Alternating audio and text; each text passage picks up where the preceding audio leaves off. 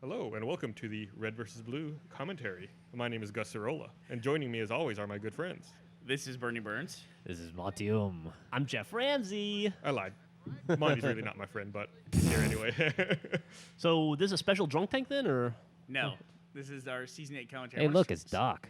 Start off by saying that with the theme of Revelation being the memory unit, and memory is the key, one of the things we definitely wanted to do in this series was have a lot of shots, some of the classic shots from the different Red versus Blue seasons. Like the Doc Season 2 stuff? Exactly, and that first shot is since Doc's coming back, which Doc hasn't been in the series for a long time, not exactly, part of a real episode at least.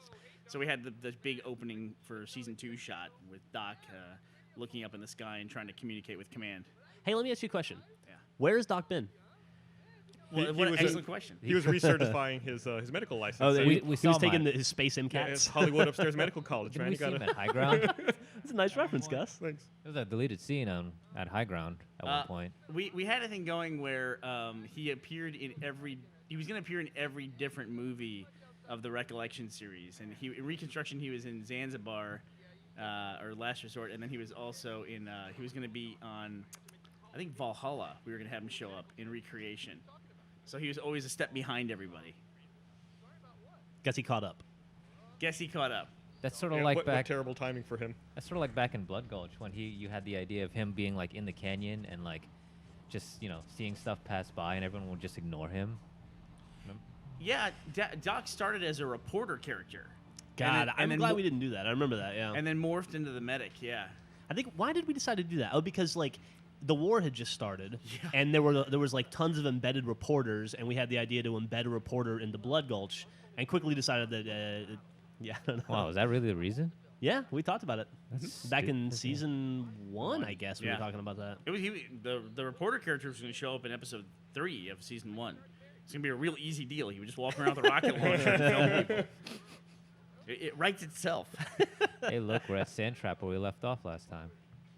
I don't think I was ever happier to rap with a level than I was to be done with Sandtrap. What was your problem with Sandtrap? Just too big, moving people around? I want to tell you about something stupid that we did. terrible. I think in the last episode of Recreation, we moved the elephant about 50 feet.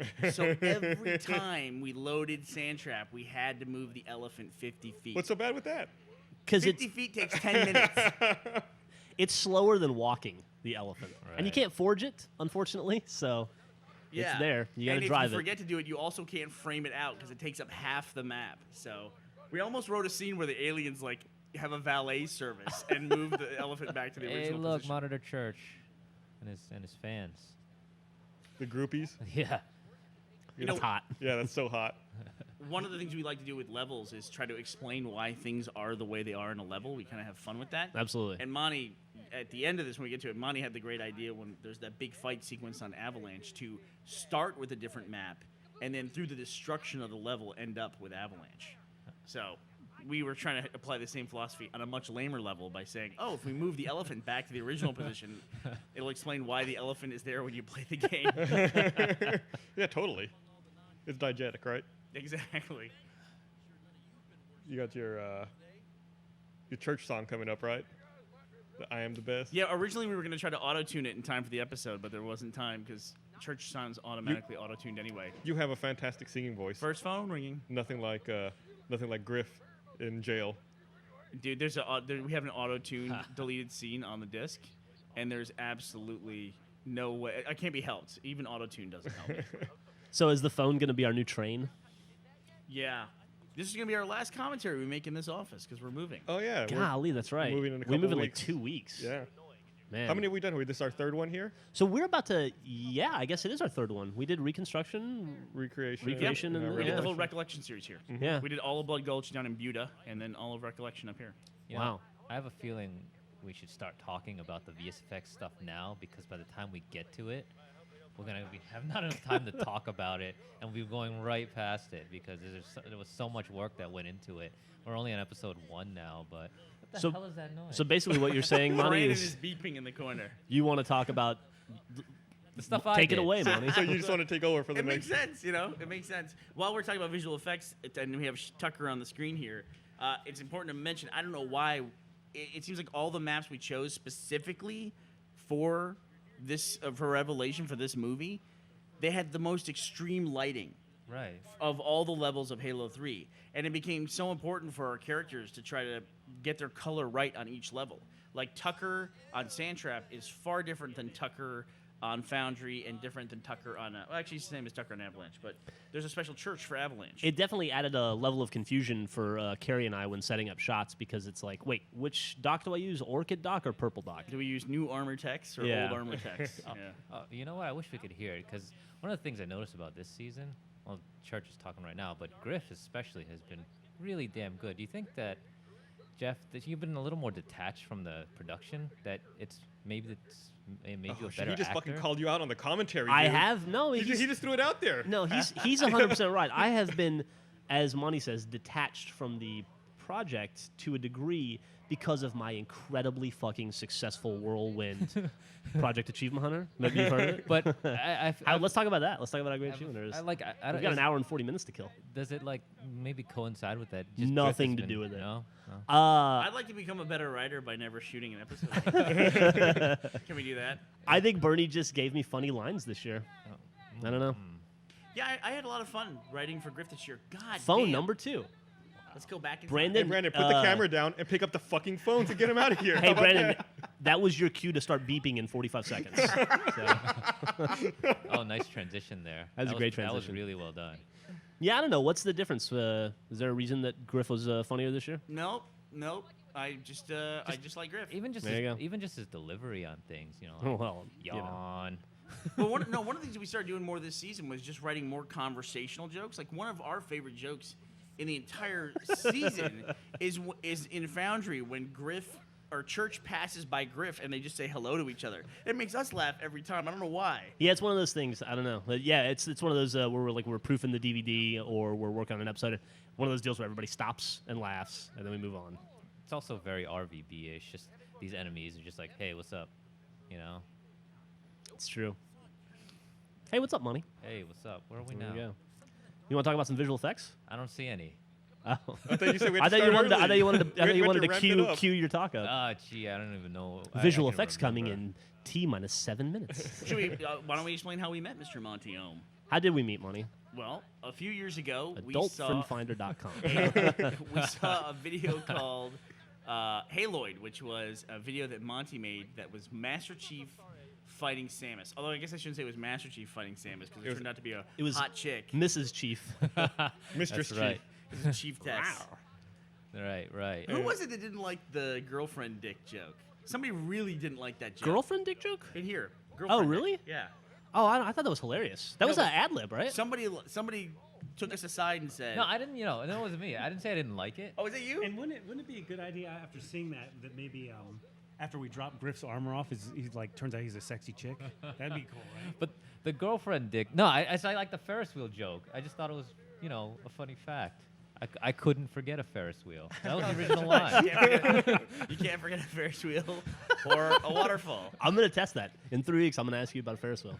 I guess. But see, And you're gonna go, I don't "What?" think I don't think I've ever seen a Ferris wheel That can't be true. in person. That can't be true. I don't know. Have you ever been to London? Nope. See? Really, Jeff? That's what you took away from your trip to London was the goddamn Ferris wheel? It's one of the cradles of civilization. You're riding the It's a Ferris big. wheel. I didn't even ride it. I just Check saw it out. They have deep fried fish. They got the same beer here we do. Woo! You know, we showed just seeing these guys on Valhalla reminds me that we showed the first 4 episodes of this season at PAX Man, that feels like 100 years ago. in front of a live audience. It was like 3 months ago. It wasn't crazy. that long ago at all. We're recording this commentary in the middle of July, so and that was April 1st. By the way, I don't know if you can't tell, but I'm kind of tired. right Yeah, well, now. it's been a long couple days for you, buddy. Yeah, we've been kind of jamming on this thing, getting the season done, and having a blast doing it. But it was so incredible to show this thing for the first time in front of an audience. And I remember every time the Valhalla stuff came up, I would just get like this knot in my stomach, knowing what was coming. That we were going to have this, episode 3 crash through the wall. It was super nerve-wracking. We hadn't told anyone. I don't think it had really Dude, slipped out. nope. I got really nervous. That's right. It's the first time I've been nervous. How did you feel in regards to RVD 'Cause in a long we were time? separate. We started the panel away from you, Monty, I and then wasn't nervous. you were in the crowd. I weren't wasn't you? nervous at all. Were you sitting in the crowd? I was sitting in the crowd. I was like in the front row, and I don't know. I wasn't nervous. I don't know why you guys were nervous. Monty doesn't do nervous. We're big babies. Because we have emotions. It's a part of it's it's when a you part of this humanity hey, you're hey, learning so When much you see a about. Ferris wheel, it unlocks the Here's emotion. one in you. of Bernie's visual effects we just looked over. It was a monitor church as an antenna ball. That's right, dude. That is film school 101 right there. That's classic filmmaking. Hey, you said something a second ago that we'd been having a blast during the crunch making the DVD. Yeah. And I would totally agree that it's been a tremendous amount of fun making. Like this weekend, I had a blast the entire time I was here. What do you think the difference is? Because usually DVD crunch kind of sucks, and we all hate each other. Well, I think Like I remember a low point when we were doing Reconstruction, where we were all waiting for DVDs to spit out. We were watching Walk Hard, that stupid Walking Hard. You remember that movie? Yeah, the Dewey Cox The story. Dewey Cox story, and I thought you, Matt, and I were going to strangle each other. I remember being very stressful, all sitting around watching that movie. And but this has been like a really fun production. You haven't been here enough. I was here. I only left for I think 4 this might hours be this the weekend. first Yeah, that's DVD right. commentary in the history of DVD commentaries to include a review of another movie. Terrible movie. Anyway, I have no idea how the director's commentary on that film is. It might be tremendous. I really don't know. We But don't want to judge. what do you think the difference is? This has been because it's been a noticeably better, more enjoyable crunch than we've had in the past. I think it's just the season in general. We're just we ever since we started working on doing the animated stuff, we've been super excited by it. It's Yeah. been like a breath of fresh air for us to have something new to do, and it's just we've really enjoyed it. And of course, I'm sure they've seen the whole movie. Hopefully, that there's another effect scene at the end of the movie, and we were all working on that. So it's kind of this cool thing where, once a script is written, people can do good deliveries, or come up with a great ad lib or something. I said do good deliveries, by the way. They can have a good performance or they can make a good ad lib, and that kind of stuff comes out. But with the rendered stuff, every 3 or 4 hours you get something cool new, and it's like, wow, that's awesome. And, Right, like you don't even know it's coming, and suddenly, like Wash throws a knife into Meta's chest, and you're like, "Holy shit!" Spoiler Exactly. alert. They've already seen the film at this point. This is not the way to watch the movie the Yeah, first yeah. time. If this is the first audio track you're listening Please to, stop. please stop and switch tracks. Spoilers will ensue. I just want to say we got so busy at one point we actually did discuss doing a director's commentary that was just 2 straight hours of making sound effects for the movie. That's true. I wonder where they're going. Ad lib all the lines. Yeah, Doc against that wall there. This I feel like we shot this about 100 times. With We Doc. did shoot this Yeah. 100 times. This was the first time we had to marry Monty's CG to Machinima, I think. Yep. Right. And And of yeah. all the colors to pick, too, right? Doc is in this candy purple, fucking trying to match that and render shit. Man, that was hard. you Eloquent as always, Monty. Do we want to talk about Now you've got me hungry. Do you have Machinima any thing here real purple quick? candy? If you look here on Simmons, you might see a pistol on one of his hips.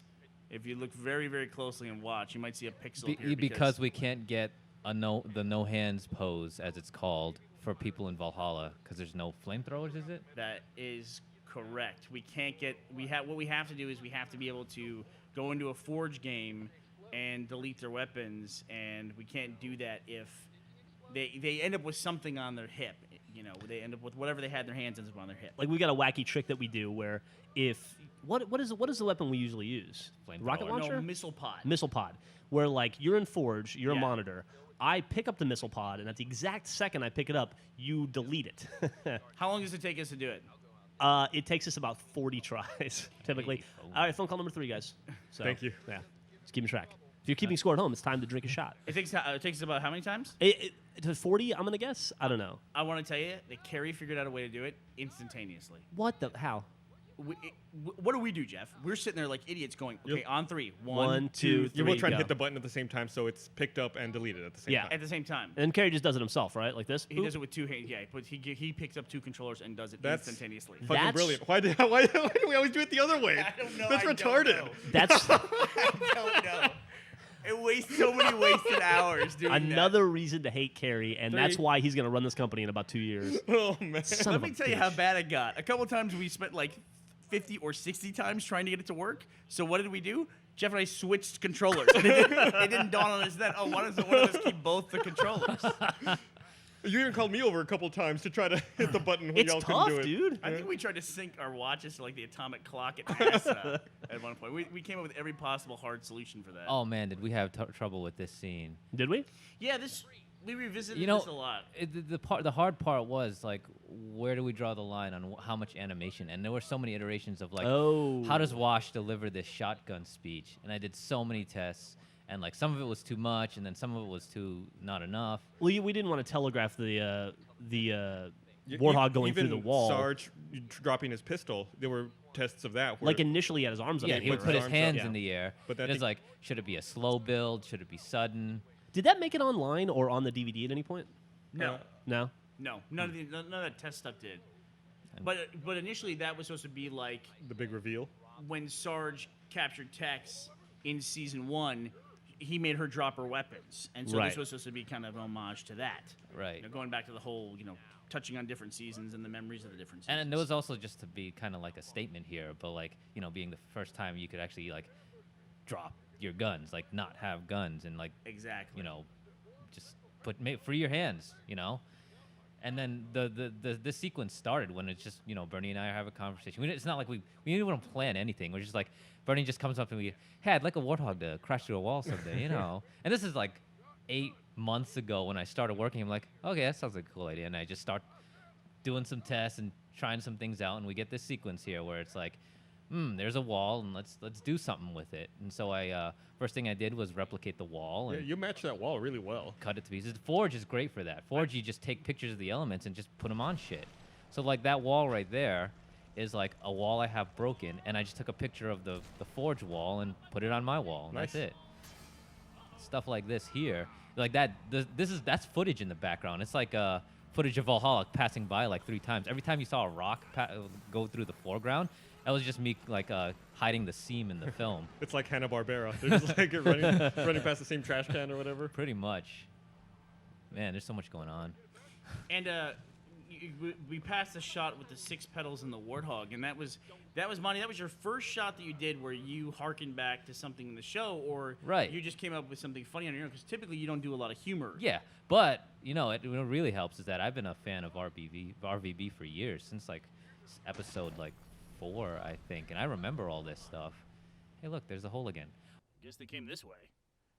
And this scene here, this is actually one of the few that's out of order on the DVD than the way it appeared online, just because we very rarely ever repeat scenes between episodes online, but between 3 and 4, we actually repeated the Doc shooting at Meta scene. It's what ended episode 3, and then it's also what started episode 4, kind of a last time on Red versus Blue, if you will. Just kind of if people, we thought maybe the CG stuff would get picked up and run a lot more places, or that people would pass it around more, so we wanted everyone to have a starting point. Oh, this part, man. This proves true to the collaboration here. Like, I go up to Bernie. I'm like, hey, what if we reverse Meta's time stop thing and do a cool action sequence to like reverse time? And then Bernie turns it into a joke about physics and some dumb shit about relativisticness, which is fucking hilarious. You saw this in a live audience, but me, there's always a solution for me. It's some badass action sequence, people flying left and right. No, Bernie's like, no, they should stand still. Yeah, and that's how you can see how it started too. Is that my job initially was just to make sure that it stayed funny. That it stayed true to the characters. That was it. Like I didn't have much to contribute in the way of action or anything like that. And Monty was all the action and cool choreography, like Simmons flipping around and stuff like that. But then as the season went on, Monty started doing more and more funny stuff. Like Right. He started layering in all the humor stuff. It happens with like collaboration. We just keep talking about stuff. And this here, man, did we regret making this decision here? It was hilarious. The carbonite joke. And we weren't going to do it. We We weren't going to stick Doc in the wall, or he was going to come out like right away. Oh, that's me performing. You go look at the special features. It's me hanging off of our red dolly, The dolly. yanking yeah. on it, and the handles and stuff, and It's pretty cool to see the overlay of you in the mocap suit. Yeah, doing that that is with pretty this. yeah. I can also say there's a machinima shot coming up in here that I like a lot that blends together when Meta fires down the hallway as Simmons runs by. with his brute shot. But one of my favorite shots of all the initial CG stuff was that shot where Meta falls and crouches. I just thought, Oh, yeah, wow, that's that awesome. looks incredible, absolutely incredible. Which shot? When he's like he's the After he's- Doc blasts. Oh, him. short that thing, and he's circuiting. sparking and Yeah. stuff. Yeah, that looked cool. What was the name of that shot, Money? I don't know. Tiger lunge. Slide back, fall down. We'll- German something. We'll end up with like 100 shots sometimes. This in shot sequences. is awesome. I Go love buy this the one, too. calendar. I bet you it's on it. We have a calendar. Probably. And now I love the salesmanship. Definitely a Rooster Teeth employee. I don't know if we have it or not, but you should check That out scene that just passed roosterteeth.com/store to find was out. like 40 frames, and Matt worked on it for like days. It was the Yep. he kept saying it was like the longest he's ever worked on, 40 frames. Hey, those are cod or something down they there. sardines? Sardines, yeah, those are sardines in the water. To be fair, frames 1 through 36 weren't that tough. It was 37 through 40 that were the really hard frames. Are those fish actually there, or is that something you imported? I know I there put as it Yeah. well? in. I put Nice. I'm like I should put some sardines. Are they in there. really there? What does that mean? No, like in the game. You like saw if them, didn't you? Oh, Like if they're. disgusting. This is real. Remember when we went out to Valhalla to shoot this, and I had to jump off the base? That was awesome. It was so hot in that armor. But we should mention something. I just noticed he self-reflects on his leg there. That's awesome. That's in game. I never noticed that before. Yeah. You mean self shadows? Is that what it is? And the ring is a. The ring is coming through. The, Oh, I see. Coming Okay. through the brute shot. I've in the never seen handle that. area. Looked at that shot 1,000 times, never saw it. But one thing we should mention I saw it. is that Matt and Nathan deserve a lot of credit for taking Monty's animation. Yeah, right. And then working with Monty to make it look like the game. I do a lot of the setup and No, the initial definitely. animation, but there's a lot of work. And like that shot that just passed, where it's like 2 machinima guys and 1 animated, or this one right here, Meta's animated. Hey, I totally forgot. They totally blend into the game because there's a lot of color matching that goes on. And that's the hardest part because it's just. Yeah, I like, think people may not realize that until if they go and they watch some of the special features about it, they'll see exactly what it looks like. When it comes out before they get their hands on it to color match it. And make Meta it look looks just like my cat there, by the way. Oh, going after the little ball. Going after a ball, yeah. There was a shot. Matt talked about the CG shot or the single shot he worked on longer than any other shot. There was a machinima shot on Agent top of that Jimmy. base. That was a Monty joke that went by. Private Jimmy, yeah. Yeah, Monty added the 6 pedals and Monty added the Jimmy skull in the wall there. But there was a shot where on top of Valhalla where Simmons picks up a battle rifle while Meta is going after Doc. Yeah. That was probably the most discussed machinima shot in the history of anything I've ever shot. I probably shot that shot of him just picking up a battle rifle about 6 different ways, 7 different ways maybe. Don't know why. Great. Our phone rings a lot. It's Phone no, call Tell. number 4. Time to drink. Here's a return of Laserface, Which was the first shot that you and I worked on together. which is also one of our awesome T-shirts. Monty, look at him. Was that He the went to first Gus shot? School of Business. Yeah. No, the Laserface was the first shot I worked on in Revelation. I got here at the end, not Revelation, it- Recreation. Yep. It was that and Lopez getting shot, right? Right, and the laser originally was like off screen. You would fire. You had it that the Spartan laser would fire and he would fall, and you didn't see the laser actually travel from monitor church to Right. to CT. Well, I wrote I'm that like, for this a looks ver- fucking stupid. Let me take a hand at this. Yes. I wrote that for a very specific reason, is that I couldn't do anything else. And remember, we spent so much time. See, Monty got exposed, too, to right away to... Machinima. Oh my Yeah, god. the machinima rules, which are just these you just have to know everything about this engine, Halo engine. And we had to figure out a way to get CT, that character, to fall in a certain way. And we finally figured out how to have the right box hosting in the right kind of environment, and finally it worked it out. Because- so Monty got a crash course in machinima. Because there are aspects of the game that make it efficient. Like one guy gets a different animation versus another, and it's like not the animation we want. A for different death filmmaking. animation you're talking Yeah, about. yeah. Because it's stuff that doesn't matter in the game. Yeah. That's one of my That- special effects. My pass out. That's me. That's all me, baby. My shitty compositing.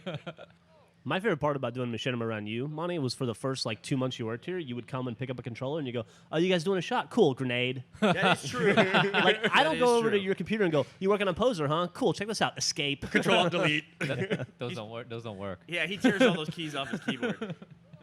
In fact, whenever I complain about accidentally hitting caps lock on my keyboard, he goes, "Tear it off, tear it off." Wow, we got to this scene fast. It moves quick, dude. Yeah, this is the first time seeing him back to back, and it moves really fast. What episode are we on right now? 5. Wow, that was really fast. This is the Crazy. 5th episode. Yeah. Oh, that was cool. The needler stuff. This is start narrating what we see. All right, Tim. Hey, church, let's go to Valhalla. Or caboose, let's go to Valhalla. I'm One of Tucker, the, and I like to have sex. We talked a lot about initially when we started, we talked a lot about the philosophy of how we're going to do this. And one of the decisions that we made really early on was that we weren't going to animate Caboose. That Caboose was always going to be the machinima character. No, we didn't make the decision early on. We just made it because it felt right.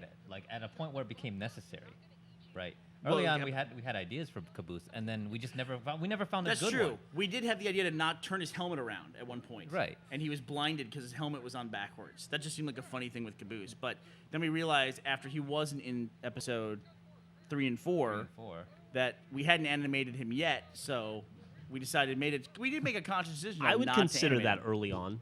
Oops. Oh, Yeah. hey, don't bump the table. Yeah, that's pretty early on. Don't Pretty early talk on. about me bumping the table. Bump it. I like your shirt, Bernie. Thanks, dude. Yeah, no problem. Green is a good color for you. This is an audio commentary, for Christ's sake. This Bernie is probably wearing a my- green shirt. It I gotta says say, Ireland. this is probably my single favorite visual effects shot that we did. This is very good. It looks really good. Yeah. I just want to say how wonderful the placement of the elephant there is in the background. Was it Somebody moved? probably spent 20 minutes. That thing is Not- always in yeah. the right place. Is I that the guarantee. original position? Yeah. Yeah, I love it. before the alien valets showed up. They quit their union. But yeah, here's a great example of Griff's character this season. I don't know what he's saying. Every example of Griff is a great example. I'd like to point that out. Well, I think it's pretty crazy that this was our first time ever doing this, integrating the CG effects with everything else. Now, Monty, what do you want to call it? Because you bristle at the word CG. I react the way to CG because this is a game. Games are computer generated, so it's like CG is you use the term CG when you're talking about live action films. Like here's a CG shot. All games are computer generated. I don't get that. It's like, So what would you call it? It's still a computer generated shot, though. But so is a computer generated game. Then that makes no comparison. Can I ask you a question? Did you use a computer to make the shot? Which shot? We use a computer to make every shot. is what There you he's go. saying. So it's all CG. Exactly. Right. So- Absolutely. But people. So it applies. But people say CG in order to differentiate. To differentiate it from the game. Exactly. I would say it's. How about double plus CG? I would say it's animated. CG Prime. CG Prime. There you go. CGX.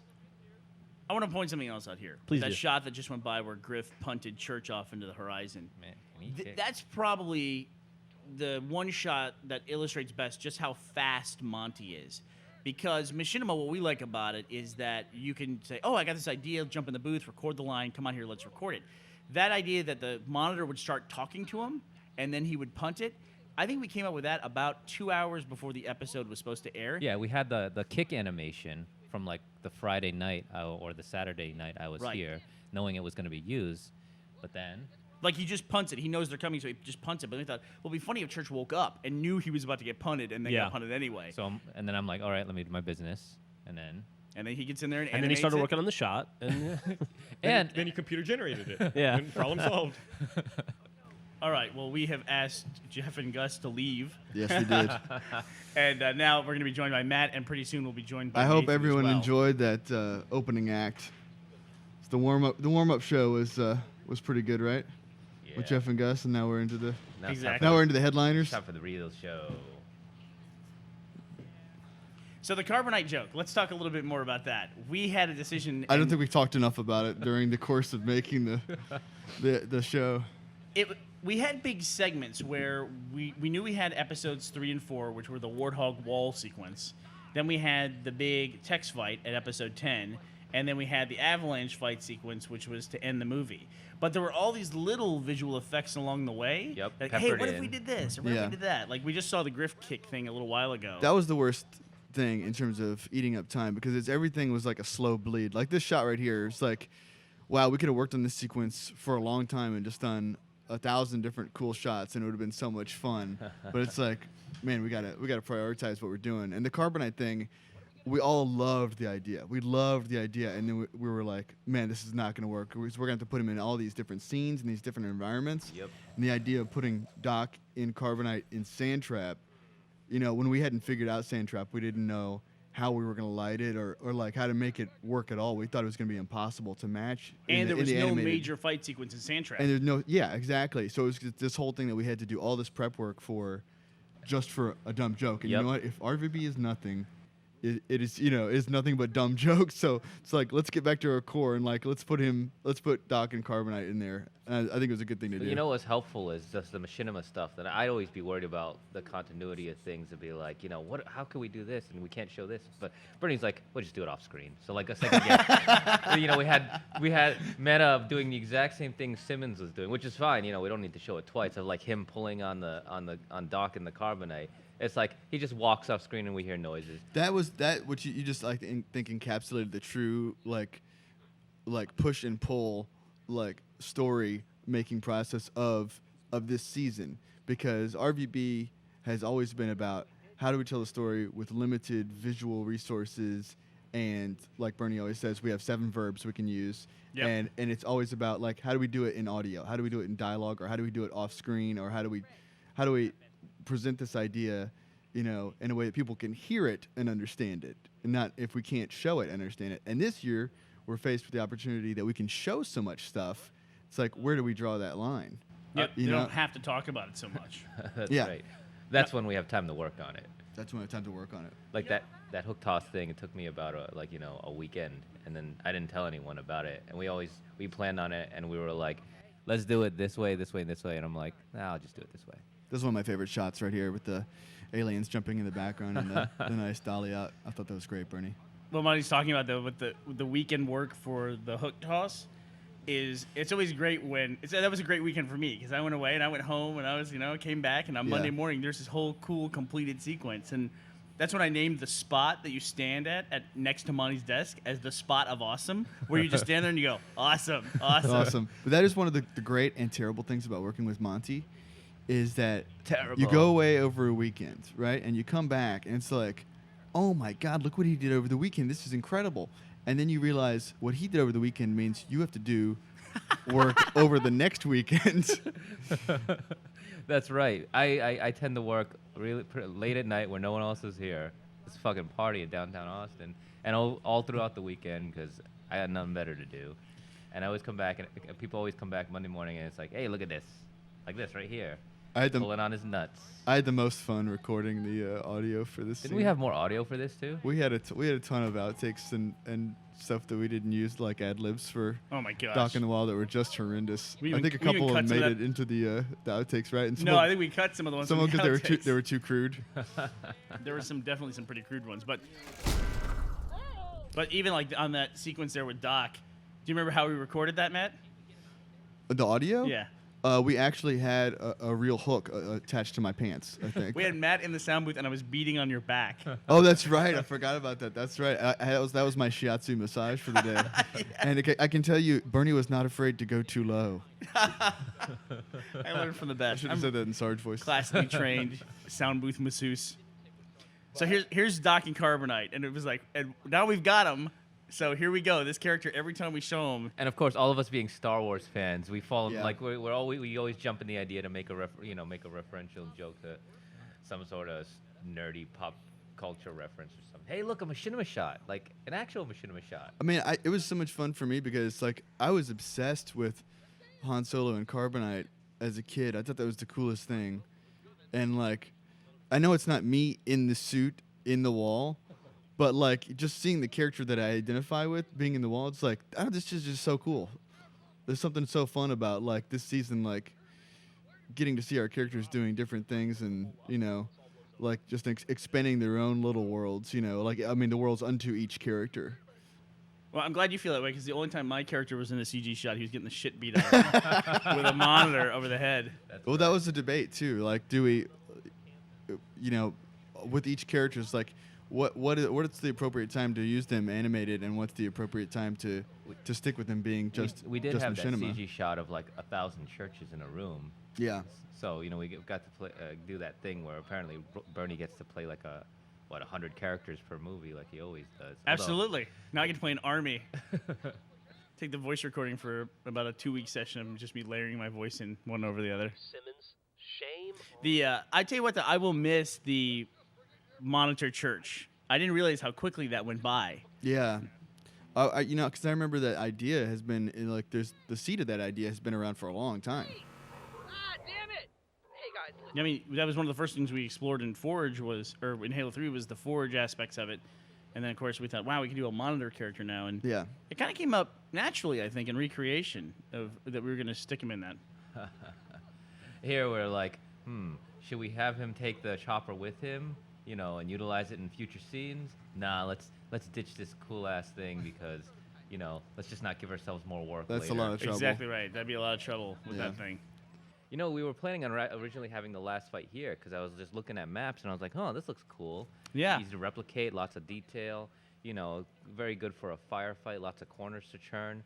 But it ended up not being it. But at least we got to use another cool looking map. I remember that serendipity right there. I don't know if you saw, but there's a shot of the EM warning for the storage facility, and that's actually in the Halo map. That's not a composite. Well, that's one of my favorite things about this season, and really harkens back to season 4 for me, is that the journey of the story is told so well through the different maps, and I really feel like that adds so much just to the overall sweep of the story. You really feel like you've gone on this kind of expansive, long journey with these characters, and they've seen so much and been so many places. And you 'cause of all the associate that with environments. season 4? I do. I think of the quest, and I think of backwash, and Yep. all that cool stuff that we had in season 4. Like, it seemed like a really big journey. It kind of bleeds into season 3 somewhat in my mind. Like, the stories feel like they go together in my mind. But yeah, I always think about that in season 4. Is like I really enjoyed all the settings there. It is hard to believe that we went 2.5 years and never left Blood Gulch.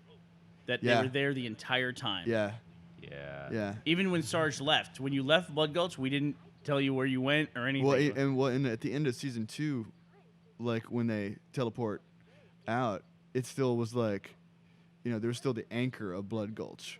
We didn't feel like maybe they had gone off. Some of the characters had gone off, but it felt like the story was locked and centered around Blood Gulch, and that's definitely not the case anymore. I don't Very feel nice like Nathan effect here. Now, Phyllis is all designed by Nathan, and that door Yeah. was done by Nathan as well.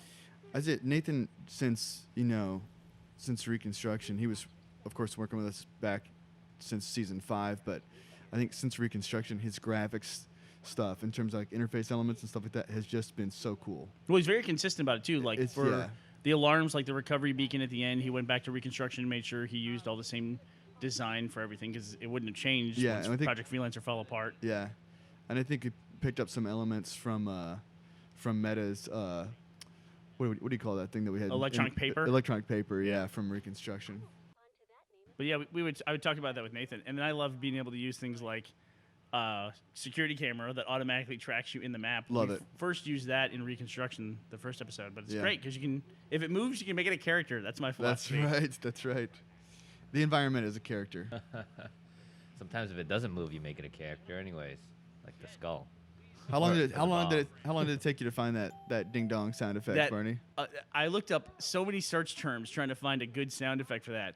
Airport PA announcement tone, all that. You know what that actually came out as? What's that? Ding dong. That's finally what I looked up. I don't think I've ever typed in ding dong on a internet search yes, before. you have. Yes. Here we are at Foundry. Maybe for recipes. This was a phenomenal idea to stage it here because it was very, very easy to replicate all these boxes and then just play the map according to how we need it to be. So like starting off, I would do scenes, just assuming that we would build the environment around it. And Right. what's great about Foundry is, hey, a box is here and a box is here, and Yeah. maybe it's over there.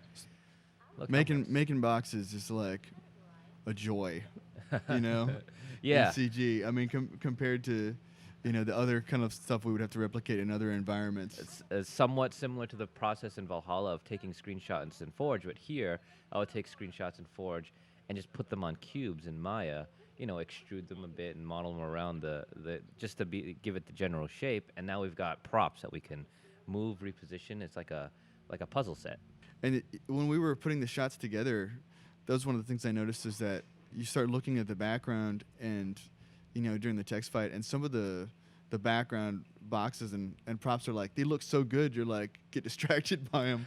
We have to make them look like, not quite as good. I also rebuilt this door for Tex's entrance. That's right. And I built it to have pieces. It naturally was easily to segment into the different layers when Tex beats it down. that when we were rendering it, and I also replicated the hallway with the rivets in there that we're looking at. For some reason, it took like 3 days for her to render, just beating down that door because I just really like the shadows. Oh, and the that lighting. long hallway shot. Yeah. Yeah. We just turned up. We really crammed up the settings to like On top the- notch on, just to get on her. the beefiest computer we had too. And it was just, that was a monster of a shot. Yeah, and we had it rendering on multiple computers, and it was crazy. And from a story perspective, I always love gluing maps together. So this storage facility, is Ghost Town on the outside. The hallway where they come in is Longshore, and the stairwell they walk down. Then they end up in Foundry, then walk down through that to cold storage. And Yeah. it blended well together because that door in Foundry, which is kind of blue, Yep. opens up, and there's cold storage on the other end, which you did sort of use previously, but we used different pieces of. What's that? Remember in Recreation, we used cold storage, right? No, it's in Reconstruction. Reconstruction used cold And see, the storage. philosophy was that, yeah, these are the same maps, but if a company or a project built all these facilities, they would have some kind of unifying theme. Right. And so we were more nervous about Foundry, I think, making sure it looked different than the motor pool set we had That's in right. Reconstruction. Foundry was used as a motor pool before, but we Doc hey. getting dragged. Doc's getting dragged there. We were getting pretty frustrated by this point about the carbonite thing. It's like, we need to put it in the scene. We need to get rid of it. How are we gonna get rid of it? Yeah. I wanted to pay off this. And we the needed whole lame we needed at reference. least one payoff for that joke. We need the sinking shot with the Yeah. I hate you, I know, Han Solo, Princess Leia reference. I think at one point we actually had Meta growling like Chewbacca. How many in that, and we decided that was a little too much. How many Star Wars references have we had in RVB over the years now? I don't know, I have a lot, I guess. And you don't even think about it, right? Anymore, 'cause Yeah. it's just such a part of the culture. It is. I think we've had more Star It's one of Wars those things references that's than so Halo references. I know. It's one of those things that's so ingrained. It's like, it's almost like we forget about it even being a reference. That's some great digging effects there. That's all Nathan. Now, from a story perspective here, this is about the point where we're going to start to see the shift because Tex is about to come in. And I always have what I call the exposition characters. That's why I love Delta, because everybody loves Delta so much. And he can drive the story. We just bring Delta in. You can, like, advance the story, like 5 or 6 episodes in one little speech, because Delta knows everything. That's right. But this is where we start to make the switch from Wash and Doc being the exposition characters to Church and Tex being the exposition characters. So Doc and Wash are now making their metamorphosis to being funny, odd couple characters. Even They're Meta's the getting in on Abbott the and action. Costello team now. This hallway's cool looking. It's got really cool stuff past the windows you pass by and stuff. I wish we'd use more of it. That was one of my favorite shots too.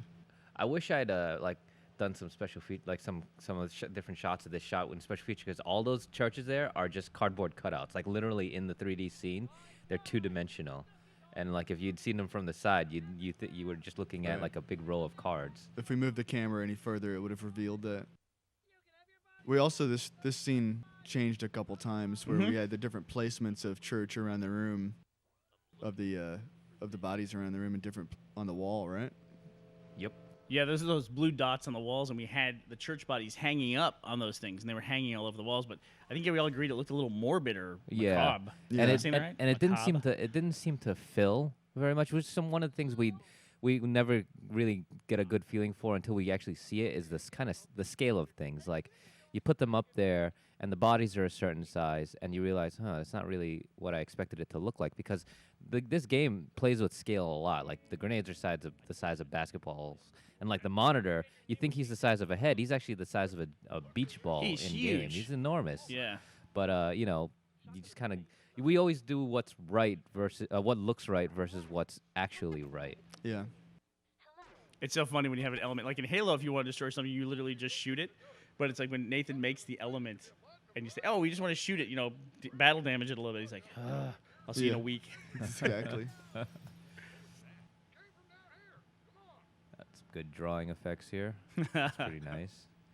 I didn't see the special features of this, but that makes it even funner. The deleted scene, was it, where the very posh elites are talking about communicating to them? It was pretty funny. Well, they're a very advanced science team who's just Oh, completely that's misunderstood. a great scene, right? A great deleted scene. This is just like, the epitome of the situation that Wash would deal with, where he's just such a victim of circumstance, right? Everything he has to deal with. getting stuck with Doc, even being involved with the Reds and Blues at all. Well, I think that Foundry walkthrough that we did a little while ago, that was the first time we actually in the storyline really started to tie the Reds and Blues to Project Freelancer, Right. The Red and Blue Army, and showed. We had a lot of fun talking about like what old elements would we put back in Foundry. Ooh, here we go. This was one of the most fun visual effects to watch.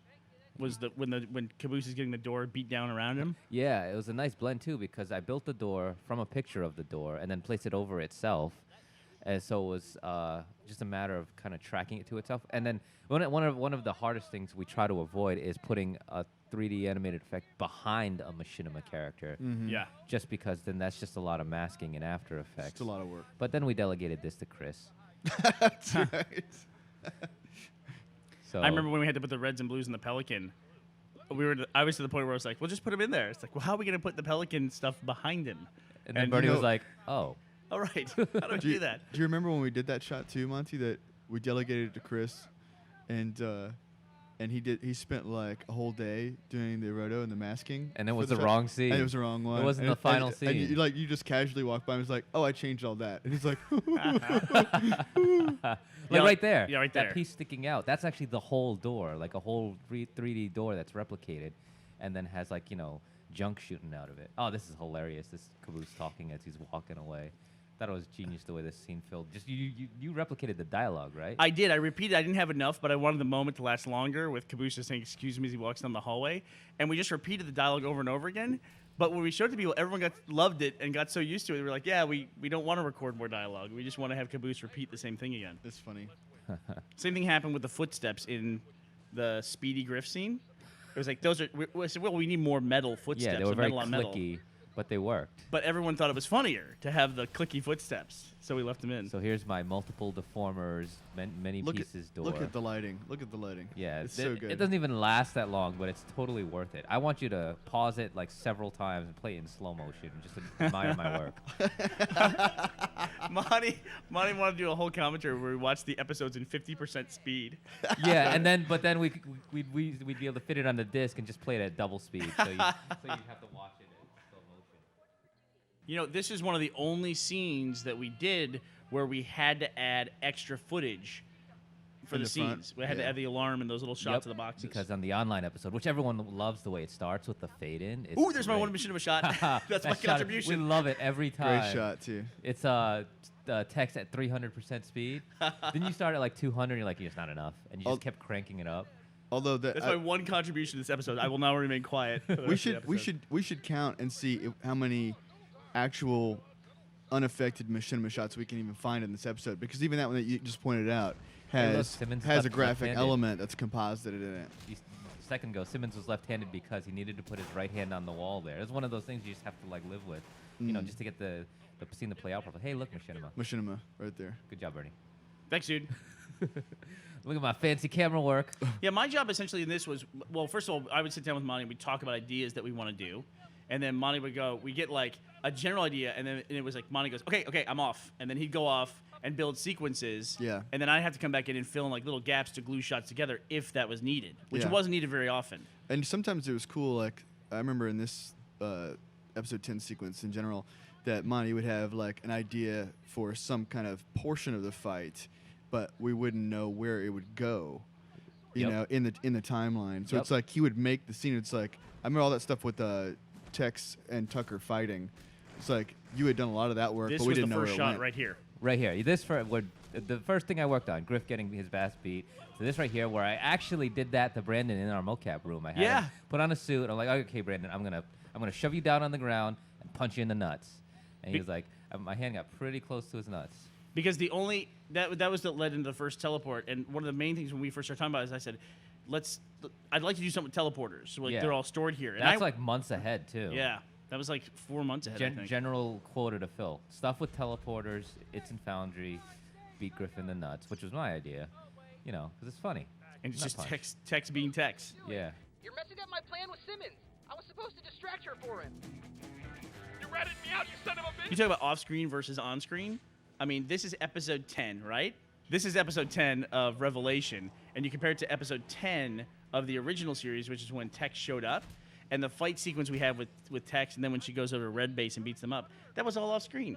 I mean, it was all, Yeah. you know? Yeah. It's one of the reasons why we initially made the character be invisible was because it was easier to have a fight sequence with the characters invisible. You got a sense of them being more badass. Yeah.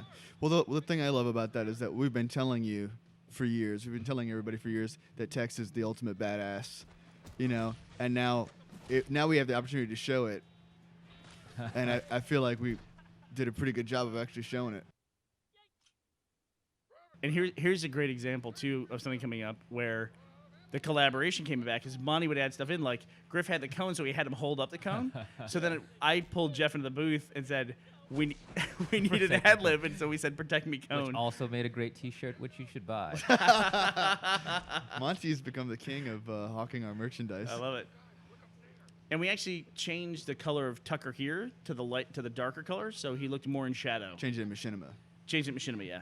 And like you see this shot right here. It's like I make it general enough. It's like he just needs something behind him that looks like the previous scene, and Bernie would shoot it, maybe zoomed in, Right. just to make it contrasty enough so that like it would feel different and not be too comparable to the machinima.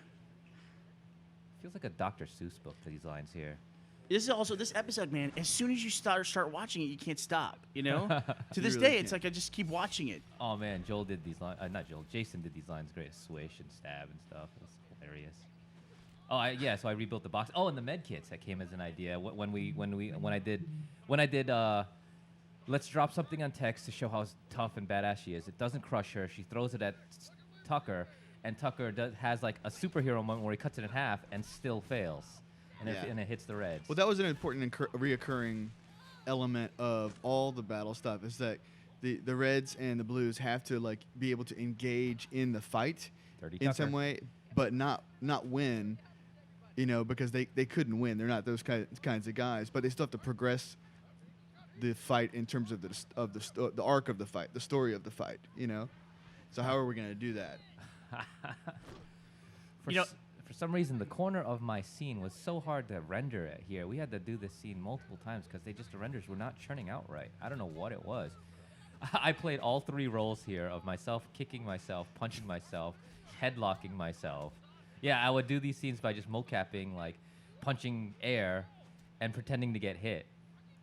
Occasionally, And Griffin made Monty these prop Halo weapons. These little, yeah. like, oh, those are great. yeah, wooden Halo weapons. Occasionally, you'll just be sitting at your desk and you'll look up. You'll hear these like grunting, you know, sweating, punching kind of karate sounds. And you look up and like Monty's just gone off to do mocap when it comes back up. But it's like, it's no big deal. You were just walking around in that mocap suit like 90% of the day. Yeah. Yep. Like Yeah. this entire for like the last four or 5 months, We need right? to go get that thing washed. And I found myself wanting to do like that shot of Machinima Simmons crouching and walking.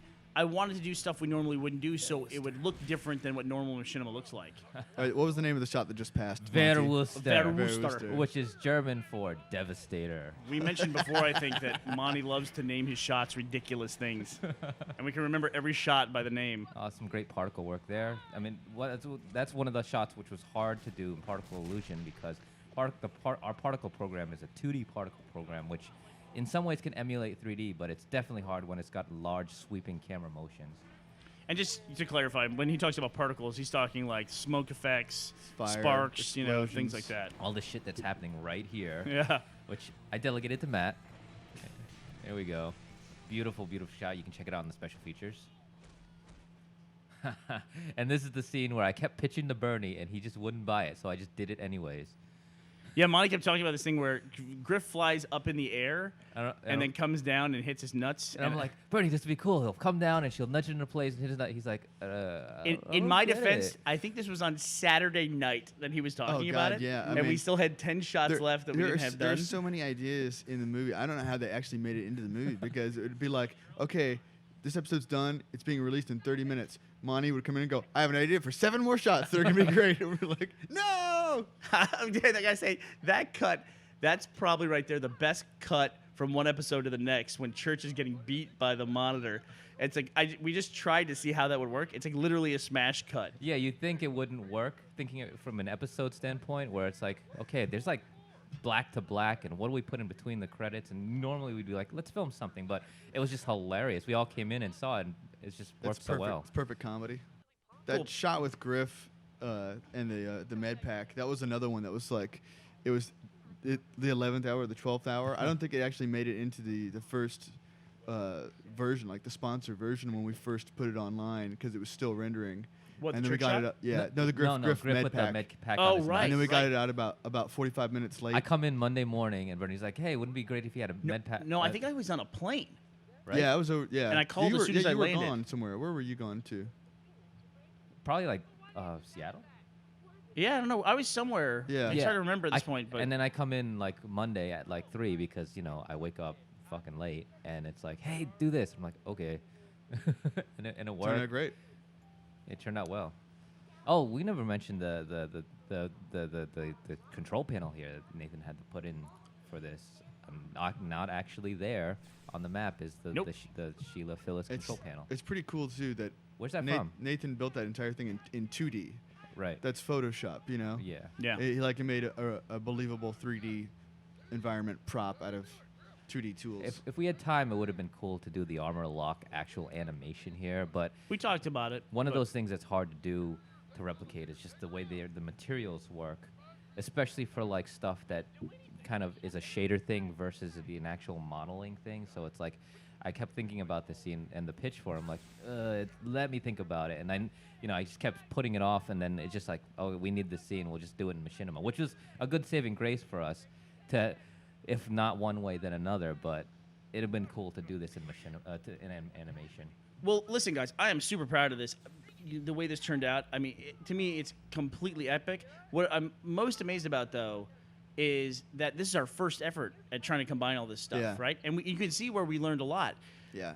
For instance, between episode 4, the Warthog sequence, and episode 10, we had the Doc and Carbonite stuff, we had Griff kicking stuff, but between the Tex fight sequence and the Avalanche stuff, there's almost no other CG inserts at all. None. Yeah, that's right. And, everything we did was traditional RVB with, like, Nathan doing 2D inserts, and layers and things like that.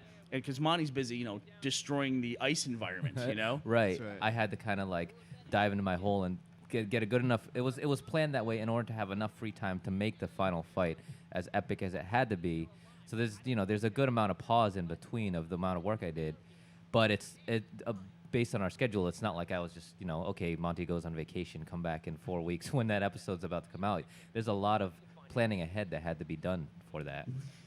And the armor lock thing is something we could do in Machinima, and so we should do it in Machinima. If we can Yeah. do it in Machinima, we should do it in Machinima. And also, from the storyline there, I should also point out there was a huge debate about the line where we referenced a joke that Caboose has an older helmet, right? Right. And I didn't want people to confuse the manual version of recovery mode, which is armor lock, with the automatic version of recovery mode. And I just brought everybody in. We do this sometimes. We bring people in and we go, watch this. And then grill them with questions or like, what's wrong with this? You tell me what do you think about this, without trying to feed them any information. And so we talked about it. But basically, that's the armor lock is a recovery mode that Sheila can force on you, so they can put them in recovery mode. It's there for that episode with the Sarge episode in season 1, right? Yeah, I think it's episode 15 of season 1. Where he gets shot and you think he's in like purgatory or some ghost world, right? Dead World is what we call Dead it. Dead World. World. In fact, all of our shots are called Dead World. Yeah. Even in Revelation, we call it Dead World. Which is actually apparently armor lock, right? Yeah, it's recovery mode. Oh, right. That's recovery mode. Armor lock puts him into recovery mode. And we use the armor lock term because the Reach beta had just come out and people liked armor lock, and so we used the overshield effect for that. But it was fun. It was fun to go back and tie that stuff in. And this is when we started working on our forged throws. We did a lot of forged throws in this, it seems like. Oh. I think our best one was probably an Avalanche when we threw the capture unit at Church's feet. Yeah, here's one of the setups for the final fight. And then that scene with Doc was one of the ones where we lost some dialogue. Matt has traditionally been the guy who rambles on and on when we cut to the black slates. It's so sad. So much of my fine work has been left on the cutting room floor. Sarge singing, That's Sarge right. getting a massage, Doc rambling. I forgive you. I don't know if the fans will, but And this was a big debate of do we take the AI characters and give them one look? Yes. Because the last time we had it, we had an operator, Sarge, and we had an AI Church in the Dead World. And Sheila. And Sheila, who's our other thing. In season 1. And, yeah, in season 1, and now we had just the AI by themselves and the humans by themselves, the operators by themselves. So we wanted to make sure we did a slightly different design to show that recovery mode was a different experience for everybody. Some nice post effects here on the machinima shot. I don't think we do enough of these where we just filter the footage to look different. You know what, Monty? I think Halo looks good enough by itself. We're telling a story. It's like I worry that if we get too much in the After Effects filters, we look like every other YouTube video in the world where it's like, oh, film grade. Look at that. Let's put bloom on this. You know what? I will do that in our next series. But we even made internet video PSA about that, where we talked about all the ways that people make internet videos and how to make the perfect internet video. It's like the real life versus the internet part 2. I think it was long overdue with the way the internet has evolved before when you started on this series and where we are now. That is interesting. Yeah, it's like true. when we made real life versus the internet, was YouTube around yet? No. That was pre-YouTube, right? Yeah. That video. Man. Yeah, it's back when the internet was all forums. Yeah. Now the internet's all video. And actual websites that people made. Oh, here's another good kind of like story solution that Bernie comes up with, like looking at the original memory unit, the grav lift. I look at that and I'm like, it's got way too complicated a set of materials on it. It's Covenant materials with like iridescence and all this strange reflectiveness. So I'm like, I cannot replicate that and have it be believable in a CG shot versus a machinima shot, which we do because for safety reasons. It's like if we don't build elements that can't be replicated in game because we try to avoid them because it's in case we need to do a machinima shot of it. So I'm like, Bernie, we need to find something else that we can transfer to this memory unit to be that I could easily replicate. I mean, look at the shape of that thing. It's a lot more complicated than what we ended up with using, which was deployable cover, which was a lot simpler in material and a lot simpler in shape. Funky butt loving. That was a long explanation. But I also have to point out that once again, Halo coming back to bite in its little small way, what it gives, it takes away. The one thing we chose to use for the capture unit, which was deployable cover, is the one piece of equipment that's not available on the Sand Trap map. I was like, so as soon as we could use it, I was like, oh my god, what is this? I should also point out when Caboose is on the mic, there you'll see a crane control sign in front of him. I had to add that for every single shot from that angle. We got the Sheila console from the Longshore map. It is a crane control, and there's a crane control sign right there next to it. I thought, or actually, it's a control sign. I added the crane to it, and I thought, oh, I'll just add that. It'll be a nice little addition. And goddamn, that followed me through the rest of the season. I was like, well, if I'm gonna do this angle, I gotta bust out the crane control sign. Like, look at this map here. Like, this has no continuity, at least in my mind, to what we were using for the text fight, the set I built. Yeah. There's no place where I have 3 of those giant crates next to each other in a row like that. But it doesn't matter. Like, especially in film, it's just you get a general sense of what looks consistent. Like, they could have just moved, and this, we make the set just feel a lot bigger than it actually is. Yeah, that's like spoilers. Somebody actually got mad at us for spoilers. We actually got negative comments about this for being spoilerish. Yeah, it's a great. Burger Snorri, everybody's favorite joke of the season, I think. Yawn. Oh, but man, my favorite joke is still when Griff and Church pass each other. But it was fun. It was fun to do the conversational stuff. Yeah, right? You think all this new animation stuff, it's going to be all action. No, there's still a lot of humor. I hate when people say that. They're like, oh, you're doing a serious thing now. It's like about reconstruction or recreation. It's like, no, this it's like a dude gets punched in the nuts 20 times in one episode. I don't think it's 100% serious. Yeah. Well, the main thing was is that I wanted to have more conversational dialogue, like them throwing stuff out, like, hey, dipshit, I added the dipshit, and stuff like that, and all the characters just saying, hey, what's up to each other as they pass each other. Because when we talked about the action sequences, these guys can't be superheroes. Right. The only advantage they have over everybody else is, they're idiots and they can't do anything, but they know each other. And the audience knows these guys. And because they know each other so well, they can say things like shotgun to each other. It's almost like they can make RVB quotes to each other, and that's their advantage. That's right. And so that's why I wanted to put in the writing all these little fun conversational moments. The spark sound effect that we had in the episode that was online for this, with Meta's armor there, that's like one of our oldest sound effects we have. Season 1, baby. I've heard that so many places, too. Yeah, it's one that we got online like 2000. It's one like when I go into like the hard drive, into the server, and like look for sound effects, and I see sparks. It's all caps for some reason. Sparks. It's like written sparks, all caps. Like every time I see it, it gives me a warm, fuzzy feeling. But that was a weird thing. That's like one of those things we take advantage of just because it existed. Is that the meta? When for some reason, whenever we shot this scene, whenever we shot it, he had that like busted armor shock effect going on. And they said, oh, well, let's kill him and it'll reset. And I said, no. He's all upset. He's dealing with the Epsilon unit. Maybe he tried to use it inside the cave. Keep him all shocky. Yeah, it looks good. And so he stayed that way through the entire thing. See, there you get a sense of scale of how big those things are, right, Monty? Yeah, right. And man, weapon switching. I think we had a conversation about this, Matt, where a weapon like just swaps to their back. Yeah. And we're like, now that we're doing animated stuff, it's like, by comparison, it's like when we put a weapon on someone's back, there are times when I animate it where it also does that pop, where a guy his hand will kind of drift towards their back, and then the weapon will just fly on and snap onto their back. Well, this is not exactly what you're talking about right now, but do you want to tell people about your cheat that you use for hey, props? Yeah, like a lot of people like try to find ways to parent objects and like reposition stuff.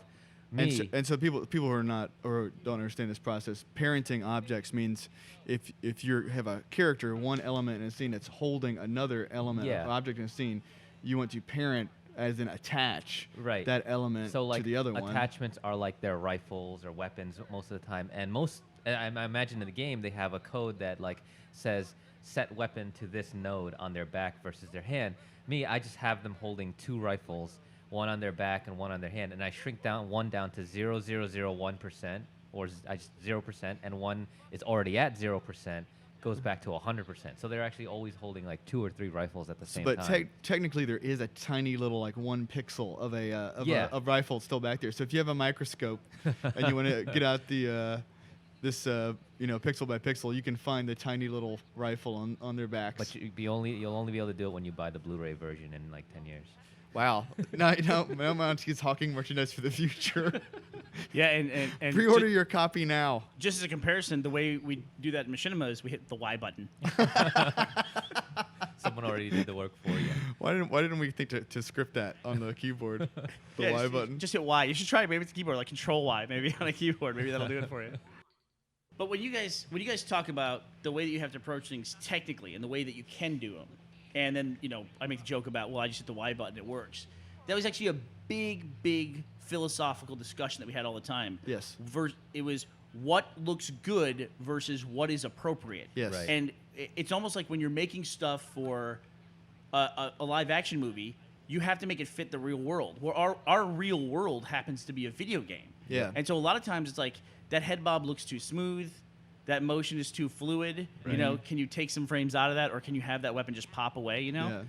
We never got to the point where we said, "Hey, Monty, can you put in like the bump or anything like that?" But introducing artifacts of an engine to match its quote unquote reality is one of the things we talk about. And the weird thing too is reality is perceptual, because there's definitely times where we would change the lighting of characters, and it would not be correct in terms of how it looked compared to the game. Like, we would bring up the game, like, here's our reference, and we can match this exactly, but for some reason it doesn't feel right because of the way of the character is animated or whatever. So we changed the lighting, and it fits better just with the environment, just for what's going on. Yep. Or when I went to build the monitor church, I built it at head size. Back to the conversation we had, even though it's the size of a beach ball, everyone sees it as the size of as a big floating head. It's appropriate, but not right. Right. Appropriate, but not right. Yeah. So it was in a previous scene, we already passed it, but there was a sponsor web exclusive clip, which was what we call the all units scene, which was when Sheila took everyone out of armor lock, and Church specifically said, "All right, take everybody out." And she said, "You sure?" And he said, "Yes, I'm sure." This was cut for the DVD because has nothing at all to do with the story of Revelation. Wasn't germane. It wasn't germane, exactly. Or Gus would say diegetic. I don't think it's exactly what It's the one film term he knows, so he tries to use it as often as possible. I think he said it earlier in the commentary as well. But so what the scene was, then we go across Valhalla, and we go across Sandtrap, and we go across Ghost Town with this signal being sent out to take everyone out of armor lock, and then lo and behold, Donut, who was shot and hurt, his armor was locked down, and then he pops up and he's out of armor lock. I wonder if we'll have a later scene and the guys are like, "I thought you were dead," and he'll be like, "I wasn't dead." I was just, I don't know, like locked or something. I was in this crazy place where everybody was echoey, and all the colors were gone. I was sad, but it was cool. It was cool to have Dan back in. It really was. He Yeah. came in for one day to do the line of what? Yeah. We got to. It was fun getting to work with Jason again last year, and then having Dan come in. Yep. was great. And then we also this year had spent a lot of time with Kathleen and Yomeri, A lot of time. which was really fun. In fact, I wish almost we'd had more time with Yomeri too. Yeah. You know, because she kind of had to like blast through all of her stuff pretty quickly, but she's such a pro that it's like take one. Okay, well that's all we need. you She's got like it. robotically efficient at doing her lines. It's so bizarre. and she's also of everyone, she sounds the most like her character. She's in on a real life. featurette, Yeah. and whenever she laughs, that Sheila laugh. It's, that she yeah, does, it's weird. It's freaky. It's like, oh wait a minute, are you a real person laughing at me, or suddenly I'm talking to a computer program, something? It's like, I mean, it just comes out of nowhere.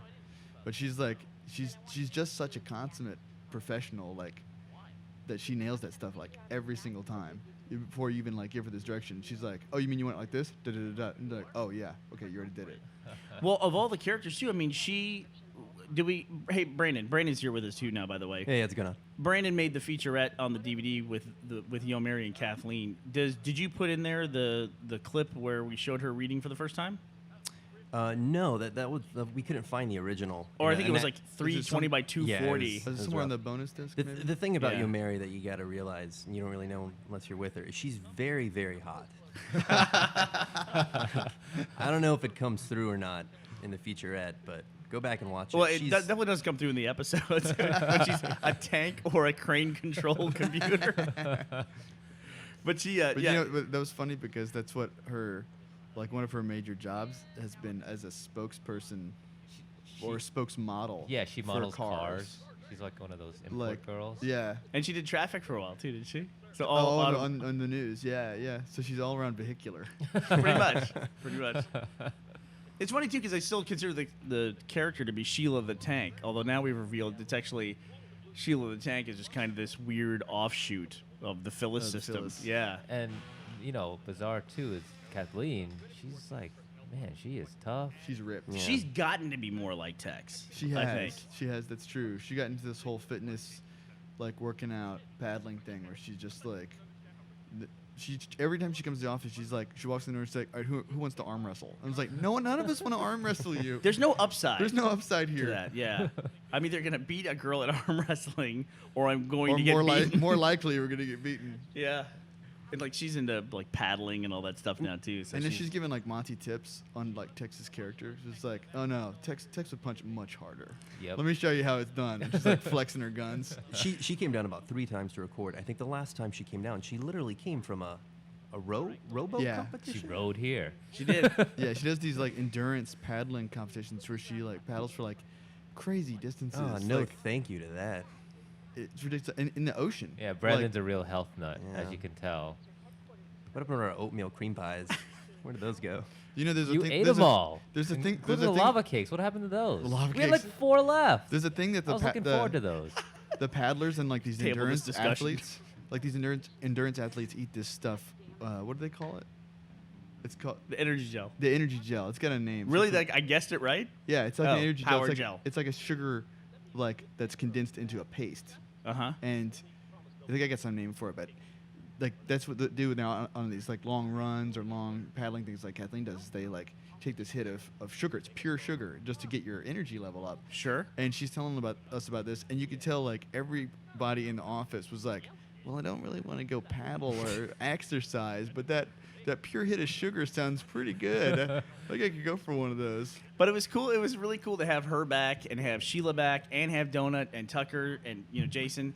So we literally had everybody from the Blood Gulch Chronicles here recording in the show. We even at one point talked about putting Andy in. What was that? Andy the Bomb, man. yeah. We were gonna- Brandon and I totally wanted Andy back. Yeah, we share a lot of Andy quotes back and forth. Monty and I sit across from each other. I think it was a deleted scene where Andy Right. gives tips to Monitor Church on how to Right. be a better ball. That's Yeah. right. How to be good at being around.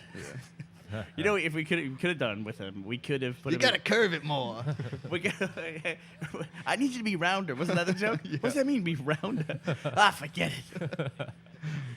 Hey, Nathan, give us a nice Andy line. Anything. Yeah, anything. An Andy line of any kind. You look like shit. A little rusty. See, that's the nice thing about having people in the office is that, Mary and Kathleen live in California. And you, Matt, you used to live in California. Joel, That's who right. plays Caboose, used to live in California.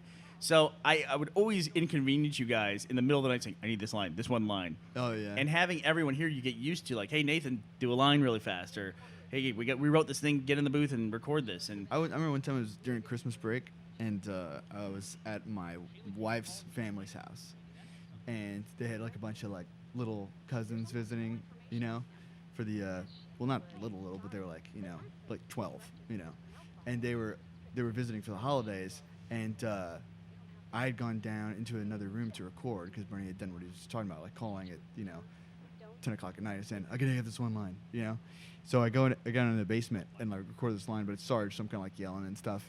And I come back up and I see all the kids in the family that I don't know at all, and they're like staring at me, and I'm like, what? And they're like, you're Sarge from Red vs. Blue.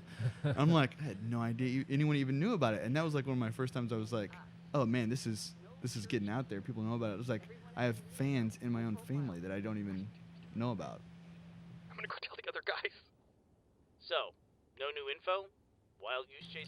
I go the other way, like when I'm doing the writing portion. I always say that people get frustrated a little bit, I think, by my writing process in that I write so much in my head because I'm such a horrible typer that my writing process actually really just writing it down. It's just typing it out fast. So He's not kidding about the typing. I'm horrible. Jeff is my typo guy. He goes through and checks me. I give my scripts to Jeff before anybody else because I figure it's Jeff. I really can't embarrass myself in front of Jeff. You know what I mean? There's So really true. nothing I can do. So I give it to Jeff, and he does it. So, but it's nice to be able to, throw people in the booth and do that stuff at the last minute, And when they come in from California, we had to have a lot more stuff stacked up for them. And we certainly did this year. This script was weighty. I mean, that was a big script, and I thought it was some of the best. I thought it was really, maybe the best, at least way up there on the writing especially for all the seasons. It was really good. It was really well written. The nature of the show is more dialogue. It's like 3 times thicker than any screenplay I've ever seen. What was that? 180 pages? 185 pages. 185 pages. We even cut some scenes. Like we cut that donut scene that's not in there, and then there was a scene with the actual director in it that we cut. Right. Cut a major amount of dialogue between Tex and Church. Yeah, we did. Well, yeah, some of these scenes we've been watching here with Tex and Church, like I said earlier, they pick up the exposition here in the middle of the movie, and especially when they go to the frozen base and all that, there was lots of them talking about stuff that happens. And there's a scene where Church finds the journal entries from the director. Also cool to have John Reed back reading the director. It was awesome. Yeah, like John the Reed, moment yeah. his voice comes over that speaker, you're like, this is great.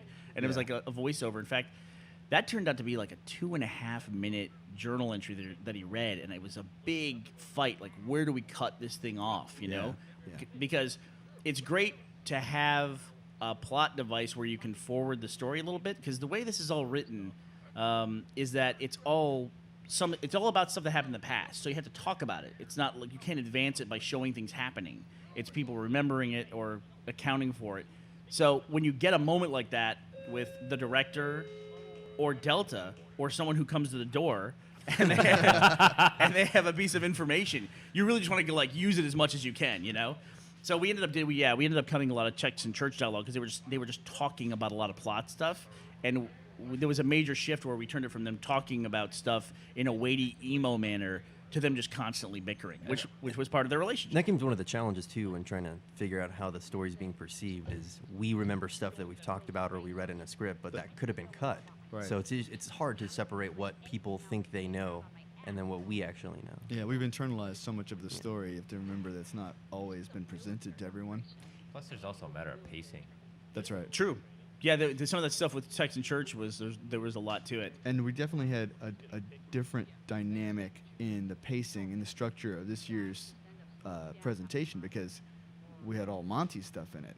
And that takes on kind of like a life unto itself. And it's very when that stuff comes up, when the big fight sequences come up, they're very particular, and they kind of almost are separated in some way from everything else that we're doing. We have to make sure with pacing we figure out a way to integrate them back into the overall story in a manner that's cohesive. Yeah. And it also becomes an issue too, where we put so much stuff on our DVD. We actually ran into an issue this time where Yeah. we were potentially going to run out of room on the DVD because the movie was getting so long. We had to cut some special feature stuff, right? Yeah. We did. Hopefully they'll make its way out. Well, there's At always some the point. internet. We There's have always lots the of internet. distribution That's methods right. to put this stuff out there. This is definitely our biggest disc since season 3. Right. Which was a very long season. Season 3 was, I want to say, 2.5 That's right. hours. Yeah, 2.5 hours. So this one was right at 2 hours, which 180-page script, usually in a normal motion picture, Would be 180 minutes. well, 180 a page a minute, right? Yeah. Our stuff runs about 2 pages a minute. We actually did better this time than you that. see what we do there? We condense all that goodness, all that quality down into a more manageable form. You're gonna have to take a know. nap after this movie. Well, it's one of those things like it is exhausting sometimes, like, right? I mean, like, when it's like the fight scene in 18, comes up, I'm like, wow. After I watch it, I need to rest, But it's like, no, let's keep going, man. There's more to it, Right. And you can actually write action, I found. I'm not used to it, so when you write paragraphs of action, you can write a whole fight scene in 1 minute, but it ends up being 5 minutes. That's you know? ac- that's Excuse me, right, Excuse me, actually. 1 page and it's 5 minutes. Yeah. Bernie gave me the leeway of, like, we knew text fight was coming up, and Bernie's like, you handle it. And I'm like, I started handling it, and it's like, it made itself, but at the same time, like, some direction is good. So we went at about midway through. It's like Bernie wrote a version, and while I was making a version, and we Right. kind of met in the middle of some of the things. Like, he would look at the scenes I've already made and write them. So I Yep. see a paragraph describing the thing I just made. So it would fit, so it would fit into the storyline, exactly. And then we'd have things that didn't make sense, like in the avalanche scene that's coming up here, when they crash the Pelican, originally it was crashing towards the base, and Doc was watching it come all the way across avalanche toward him, and it stops, and an icicle falls on his head, right? But Right. yeah, but part of my method here of making, like, it's starting off differently than what result. We wanted to get it to end up like the machinima map by the end of the fight, so it became convenient to shoot dialogue in and shoot machinima afterwards. So we had it come in the other direction, which was cool because it's like it came flying out of the moon. It had that cool effect, and then it goes falling off the edge, and we feel like we're clear. We hit like a reset point. We're in zero. And it's weird how different that is from traditional animation because you guys had the experience of making the animated piece. You got to outlay every single thing you want, Yeah. and that's it. You send it to the animators, and they animate it, and that's it. There's no continual back and forth and recrafting. I want to say I still think that's the sun on Avalanche and not the moon. It's just not a strong sun, or it's at a weird angle, so Is it it? doesn't heat it up. That's what I would say. I look at. I know the sky's dark and everything, but to me it feels like a really lame sun. They can't heat up that world. But yeah, it's amazing to me. Like Monty's exactly right. It's weird to think of Monty now not being here because Yeah. there's so much. Like we've been doing this for 8 years, right? Yeah. And so Monty just steps in and it was like, here's what we want to do.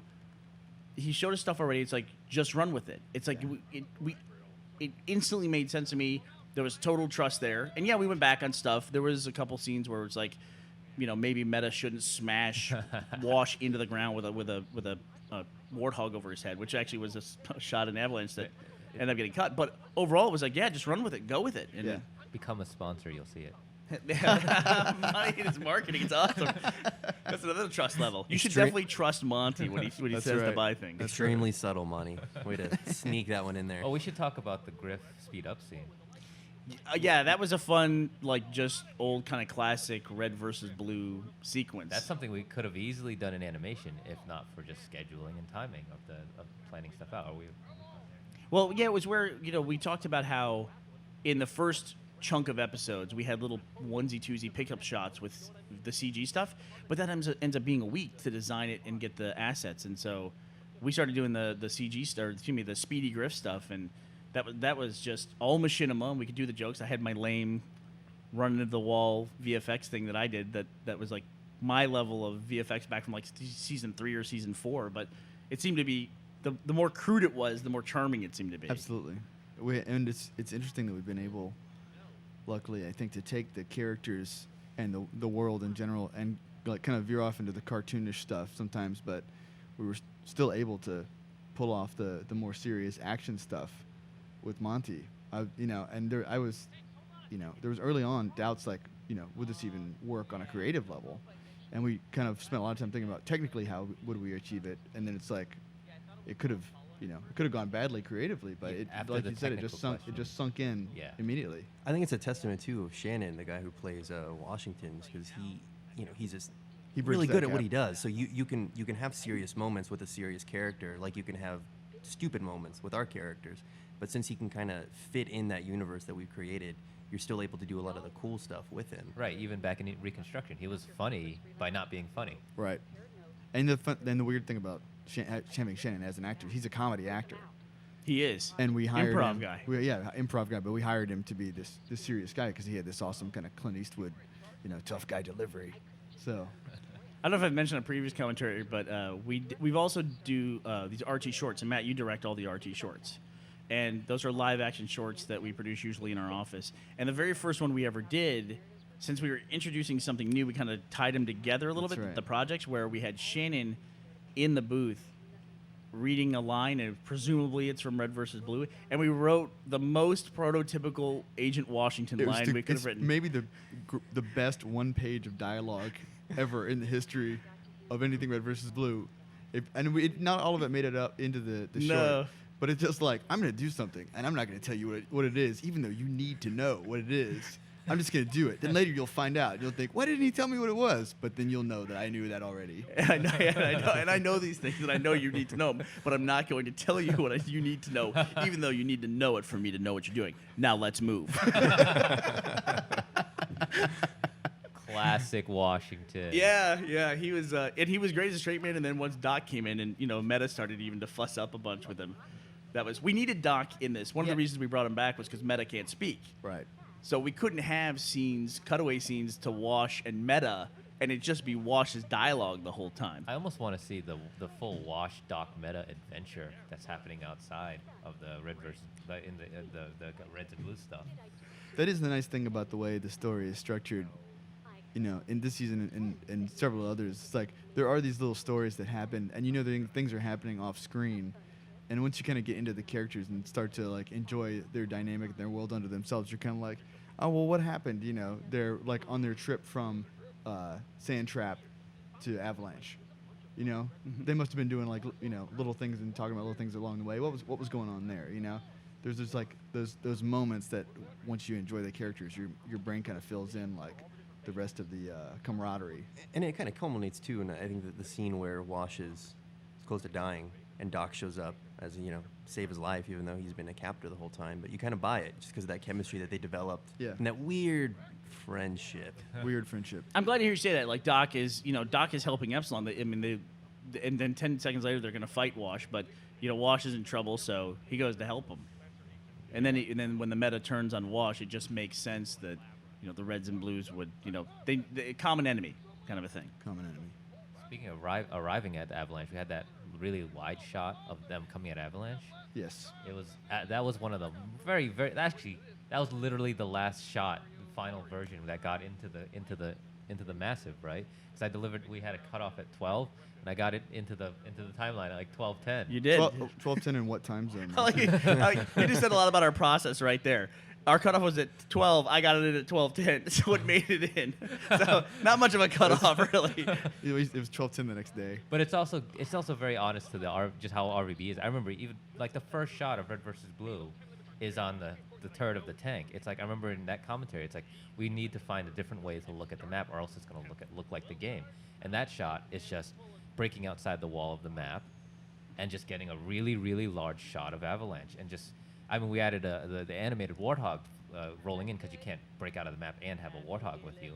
But just having the map itself, it just feels very RVB to break the bounds of the map to find a different way of looking at it. Right. And it's kind of like that, like overcoming the technical challenges. Like we usually overcome technical challenges in a live action way. And we've kind of always done that in the machinima. And then we brought in Monty, and I think one of the reasons that we meshed so well was that he does that in his animated world. He like treats it very much like a live action environment when he's doing stuff. And I think all of that kind of culminates in when you see the performances and you feel it, it comes off, hopefully like more organic, like all of it, like, because we are actually doing it in its takes, as opposed to like Brandon was saying earlier about animation. It's not every single frame is specifically planned out. It's kind of evolving as we go through it. Yeah, so like in my animation process, I don't think like most typical animators build scenes 100% accurate or as Right. accurate as possible to like a real world simulation of what they want to build, then shoot within it. Whereas I build the scene shot for shot as if I was like do things like force perspective and animate to the character to the camera because that's all the shot needs to be. You plan the shot first, not build a world. Most animators, that's why you don't see much animators doing stuff that aren't professionals working for a big company, is that they can never get past the building the world part. They get lost there, and They just need more smoke, fire, and dust. It's exactly, Yeah, no kidding, right? It's exactly how we do our shorts too. I It mean, is. when you look at each shot, everything's nice and clean, but that's just because we set the camera up and we threw all our junk Yeah. elsewhere in the office. But you know, clear mine's this stuff's- area right here, and that's what Monty does. Sets up a shot, says clear this area, and sometimes we'll look at the files later, and I'll be looking through the hierarchy in the file and be like, "Hey, Monty, I didn't know that Wash and Meta were in this shot. Where do they go?" And it's like, "Oh no, they're garbage. Just back there. Just ignore them." I've learned not to look at other people's files at this company. Yeah. It's just you guys are fucking terrible. If I look at anybody else's desktop or hard drive, I just get like a chill down my spine. It kills me. I actually lost my hard drive after episode 4 of this season. I lost a hard drive in my backups. I didn't. That's right. I didn't lose a day, so that made me happy. Good job on the backups. But while he was talking about, he talked about the first shot in Red vs. Blue, the original series, The crane the shot. crane shot coming up. And, we wanted to have those nostalgic shots in Yeah. Revelation. And here in the Sarge speech, we went to go shoot the "You Ever Wonder Why We're Here" theme shot when they go up the base, where Griff and Simmons are just standing on the edge of the base. And we could do that a lot of different ways in Halo 3 now. We could use pan cam and get a nice little epic arc up. But I actually did it like I would have to do it in Halo, where I just went up against the wall and nudged it in a way that I went up the wall instead of like trying to use the camera, so it would look a little odd. That's why it goes off the crates there when you see that Great. shot. But that was a fun speech. It's we had an idea to do character plot this time, like moving the characters forward, and that Sarge thing, I was so happy with the way that turned out, and Jeff's music on it was fantastic. It Jeff was. Williams. I'm glad it turned out well, because that was one. It's like as soon as I read it, I was like, "This is perfect," and it's like it really brings home so much for the character and just for the story in general. It's like I really wanted to do a good job on it, and I kind of avoided recording it for a couple days. Barney was asking, "Did you record that speech chat?" I was like, "Oh yeah, I'm gonna get to it." Sure. I did that with some of my stuff too. I was just I couldn't I couldn't bring myself to do it because I was worried I wasn't up to it, up to the writing. It's definitely one of those things. When I was, I'm awesome. It's definitely one of those things you hope that the people who have followed the series from season 1 would really appreciate. And they would really understand transformations and character evolutions like the ones we're doing here. I've been really happy with, since we had that philosophy to approach this season in this way, that I've watched a lot of, in the forums and the comments, a lot of the older users doesn't really apply usually, but veteran viewers. Veterans, I like that. Telling people, like what this is. Why does Tucker's armor turn black when he goes to the teleporter? Does it make any sense? At some point, we kind of had to give up on the idea that we have to explain every single thing as though someone's watching it for the first time. Yep. There was even a line in that Avalanche thing that we talked about forever, where Washington says, "Don't hit the Epsilon unit." And it's like, we've already established we don't hit it. That's already damaged. He doesn't need to say it again. If they're watching at episode 19, they get to be behind. That's on them. Speaking of character evolution, we had that thing where we had a scene where the Meta's brute shot exploded, but we were like, why not Griff get the brute shot? It's sort of like Tucker getting the sword. It's like an evolutionary thing. We all actually really like that idea. And then now That's right, Griff yeah. has a brute shot. And that's the cool thing about Red versus Blue and using the Halo environment is that we can come across these props or weapons or unique elements, and suddenly they become character pieces or themes within the story unto themselves. I mean, every time for me, when you see the sword in Tucker's hand, it like evokes a whole history of everything that Tucker went through and all the great jokes and camaraderie and stuff from those earlier seasons, because you know how that process evolved and where that came from, and it's just this great echo that carries over throughout the rest of the series. Yeah, it's like when you look at how do you evolve these characters, like you can't change their color. Right. What do you do to move them ahead physically? You really can't. So all you can do it is with a different weapon or something like that. If you had a light blue soldier and he wasn't holding the sniper rifle, you could say that it wasn't Church. It wouldn't look right. And that's why at the end we made sure that the light blue soldier with the yellow arm pads, which makes no sense why he'd have yellow arm pads still. But he had to hold a battle rifle. He couldn't hold the sniper rifle because then people would be confused that maybe that really is Church. Like, we're trying to say something different, but it was just Washington disguised as Church trying to get away at the end. So coming up here at the end of the scene is actually the vehicle that the Reds take to go to Avalanche. It's very mysterious. Yeah, what is it? What could it possibly What be? could possibly be? Actually, I loved that we got the music to, there was like the seed, what am I trying to say? We presented this musical theme, not knowing what they were looking at, and then we reveal the same musical theme later when you see it flying out of the sun or the moon, whichever it may be. That's cinemagic. The cinemagic. I keep thinking this scene like needs one of those like slow-mo walks, like from Armageddon or something. They're all walking with the big American flag behind them or something. Yeah. That'd be awesome. Big red or blue We could flag. do that. Owen we Wilson could do can that play too. caboose, right? Well, yeah, that's right. What? Okay. That strikes me as the same kind Interesting casting choice. We'll talk to his people. I was thinking you could judge a lot about the visual abilities of Red versus Blue just based on our Pelicans through the different years. Because we had a Season 1 Pelican, which was a cutscene. From Halo 1. Yeah, it was a cutscene Pelican. And then we had Season 4. At the end of Season 4, we had the Pelican that crashed on Donut. Yep. And then now we have Pelican. That Super comes- Pelican. Well, we also had the Season 5 Pelican takeoff, and it had several several endings. One where it turns around and fires a rocket out of its nose at them. In one of the Highly endings. memorable ending. Yeah. And then there was the Reconstruction Pelican, right? The holographic. The Reconstruction- yeah, that was cool, right? And the crashed one, which was there conveniently enough, just for that scene. Yeah, that spawned a lot.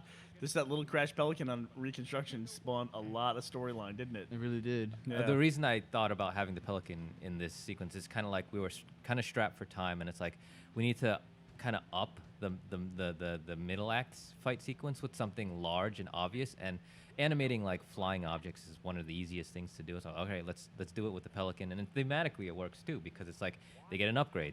They've had jeeps and tanks, and now what's better than a tank? Wow, this turned out good. Yes, Yeah, this is the first CG shot that we've seen in quite a while.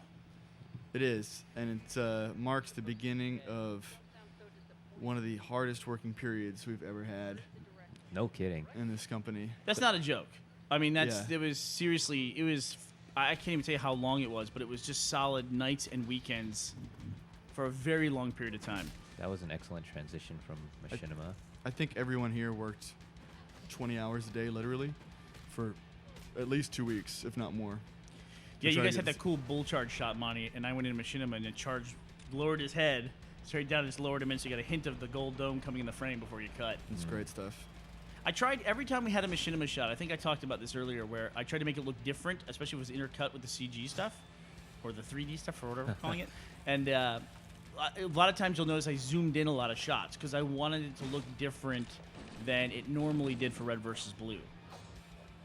Because I think that people are very used to Red versus Blue, whether the delivery of it, whether it's the music or the dialogue or how it's approached. Look at the cheat on the size of the memory unit there. It's the deployable cover, which is normally like, I guess, them being like 7, almost 8 feet tall is like a 4 or 3 foot long object is down to like 1 foot long when they need to stab them with it. Yeah, But you can palm it. that's movie magic. There you go. That's There's a lot of that happens in the Halo universe in general, though, isn't there, Monty, with the scale? I think so.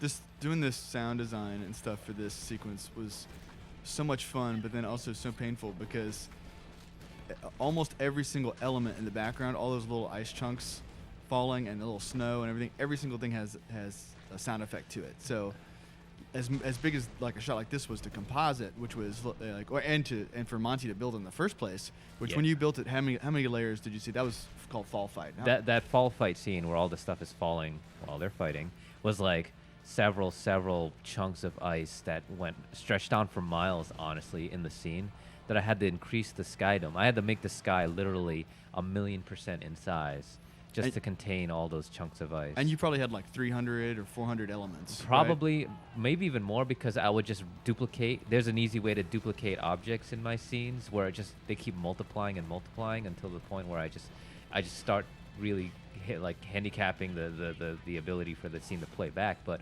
it adds a great level of detail. Those ice chunks I built by taking forward screenshots of the current ice, and just normally people would do a simulation, which I don't have really accessible to me, of shattering objects. So all of that is animated by hand via maybe I have some level of physics simulation, but I had to hand tweak every piece of those ice chunks. And that was also the first shot that you did. Right. For the That was. sequence too. I have a pretty large queue of what's cool stuff to do for fights. Not even regarding like, all right, do I want to like this? Is this a red versus blue thing? It's just what's a cool thing to do. And I'm like, I've done fighting while falling. I've done fighting, on walls. Here, how about fighting with these badass guys who, fall with a bunch of shit falling around you? It's not as much as a danger as the guy standing in front of you, which is the motivation that Wash has here. They really want to get her captured in that unit more than they're afraid of something falling on them, which makes them seem even more badass. Yeah. The face So stab. this was a really interesting moment, I think, for us was to be able to go back to that initial teaser image that we had used. I don't think we've ever done anything like that in terms of like setting up a story so far in advance and giving people this hint that has this huge payoff. And it was actually Ben who made that teaser. That's image right. with He did a the great Shattered job. Visor. He did an excellent job. Ben is our web programmer who also dabbles in graphic design. And here Meta has done puts some on really the awesome Ring stuff of for us. Power. Well, so hopefully this is an area where we set up the writing well enough, right? Where Yes. people can remember back to Reconstruction, him getting the power-ups and, knowing that now he has an AI, now he's serious business. I discovered a technique to do the active camo in 3D very late in the process, and I wish we'd done more of this, where Meta would be fighting invisible, because it looks really good. Right. It really does. And there was actually a lot more invisible stuff that we had talked about doing. The Pelican. Yeah. It's great that they aren't great fighters, but at least they can fumble around and crash stuff into you. Can I talk about this shot for 1 second? All the Reds and Tucker and Caboose in the Pelican flying ahead. I was saying, Monty, don't go to all the trouble of animating it. We'll just shoot this machinima and do a comp will be easy. But we had to spit out the Pelican, and for some reason, like I couldn't figure out the Pelican model, and I couldn't get it to export with the transparency I needed for the window. Yes. And like it was like I kept seeing the background, and I just couldn't figure out the model. It was all attached in a way I wasn't used to. So Monty comes up and he just says, "Oh, just stick a green box in there. Yeah, and just do a green screen." There's a level of practicality that I like about the way I do things versus how other people would actually do it, where making the model right isn't as easy as just making the scene right. It's such a forehead slapping moment because it's like if I was going to shoot this live action, that's exactly what I would do. Yeah. You know? But it's like you don't think of it. Another weird thing about the Pelican Monty shot does. that we had was that episode 1918 were taking place during DVD production. Yes. And so we shot a deleted scene inside the Pelican for Caboose, and it was just something I faked because it was going to be animated, and then it came time to have how do we make this machinima interior of the Pelican, and we had this dopey thing from the deleted scene, and we used that. It's perfect. For the interior. Rigged it so it's one way. We didn't want you to escape again. We'll unrig it. I need to get it to a lab somewhere with tools. Simmons? Hey, he's the expert. I don't know So this is a weird scene to watch once you know what's going to happen, because you're sitting there How's watching that? these characters who don't know that the meta's right there. Oh, you mean because we're like... Because we know it. We know we it. made it. I want to yell at the screen. It's one of those moments like the shark is in the water, right? Yeah. And this was actually, the scene was originally going to be done just with a full meta that was not, in active camo. But at, right at the very end of production, Monty came up with a really cool technique for making active camo. We came up with this displacement map technique. And then we're like, oh man, we want to use this everywhere. So we added this scene, added this shot where Meta comes up and the snow falls off and he's invisible. And then we added the stuff later in episode 18 where he puts the containment unit on his back and becomes invisible there and starts, gets his power-up sequence going. I think that effect is amazing in two ways. One, because it looks exactly like the game. Right. Like, to the T. Two, because essentially you just import what he exports out of Poser, like that map, and you put the filter, and that's it. It's done, and it's perfect. Yeah. It's just like It's flip too, a switch. It's too easy. Yeah. No matter how tough she is, no matter how hard she fights, she's always going to fail because that's what she's based on. No matter what she's doing or what she's trying to accomplish. Just when her goal is within her reach, it gets yanked away. Every single time. Can you imagine what that... So the meta wash fight was something that we thought there's one of the no last- possible ways it's going to make into the movie. Yeah, it was one of the last sequences that was done like the night of while we're still trying to get the DVD itself done. Yeah. But we it's- talked about earlier how Monty would come in, after the weekend and go, here, check it out. I've got 7 shots. This wasn't even over a weekend. This was like... It was like a day. Yeah. And it was like I come in thinking we're done. I wake up and I'm like, all right, time to go to work. It's like 4 o'clock. And people are still working. And I get excited. I'm like, oh, we're still working? Cool, let me make some more stuff. Yeah. And everybody's like, everybody sees him get on the mocap suit and run in the room and we're like, oh no, Monty, don't do it. Everybody's the exact opposite reaction. Oh, Monty's working again? Crap. It's a rule I have where instead of, where I have it's like, you know what? I'm not going to even ask. I'm just going to make it so good that you're going to have to use it. But yeah, Well, the big thing was- Monty definitely pushed us on everything in that capacity. And it just made us to the point where we didn't want to settle for some of the things that we had to kind of get away with before, like the hurt crouch. When a character's hurt, they crouch, right? Like we just saw Wash go by in an earlier scene where he was crouching down and Meta was approaching him. It's like, how many times can we show that? You know? It's like that's the whole thing with the CG battle sequences, and I'll let you guys talk about it. But I was going to say, how many times can you watch a line of Spartans fire battle rifles? Right. And that's what combat is. Oh, you know? here it is Exactly. again. Hurt crouch. Hurt crouch. That's the name of the shot. That's Now- right, hurt crouch. Joining us as well, we now have Nathan, Hello. who does a ton of work on these shots as well to make them look like the game. And Nathan was up for, how many hours was it? Nathan, 50? I got a couple of hours every now and then. Nap in the sound booth was pretty comfortable. Yeah, Nathan discovered that the sound booth is like the womb. Oh, Just this is go one in of there our- and just like feel all secure and cozy and go to sleep. This was one of our early ideas of how they could how could they defeat the meta. This is this super powerful Hulk monster character. How could they really defeat him? Is the communication thing Bernie was talking about earlier. It's like circumstantial. That's what they're good at being at. Is just being there. Rather than performing well. And it's great because we're combining 2 elements that we've already set up earlier, in the story with the cable hook and the shotgun joke.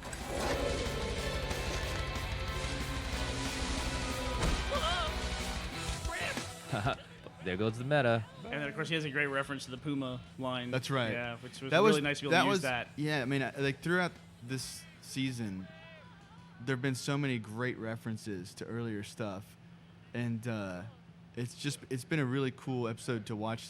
Just like for me as a fan of the show, like bringing back all these old moments, and reliving that stuff in a new context. It's like it feels like fresh and familiar at the same time. When Griff falls off the cliff and he goes, Simmons! When you realize he's hanging there, you gotta understand he's yelling Simmons and trailing off by himself down there. One of the things we have to account for is these rambles that the characters go on. It's like my scenes are so fast paced, and I never think about these stops and these the points where they just stop and deliver like maybe like a 5-minute scene where it's like I would never do that, And likewise, the thing where like Monty can have a guy in his scenes run across the room or look at something in an interesting way and convey emotion with a look and like the way the body is postured.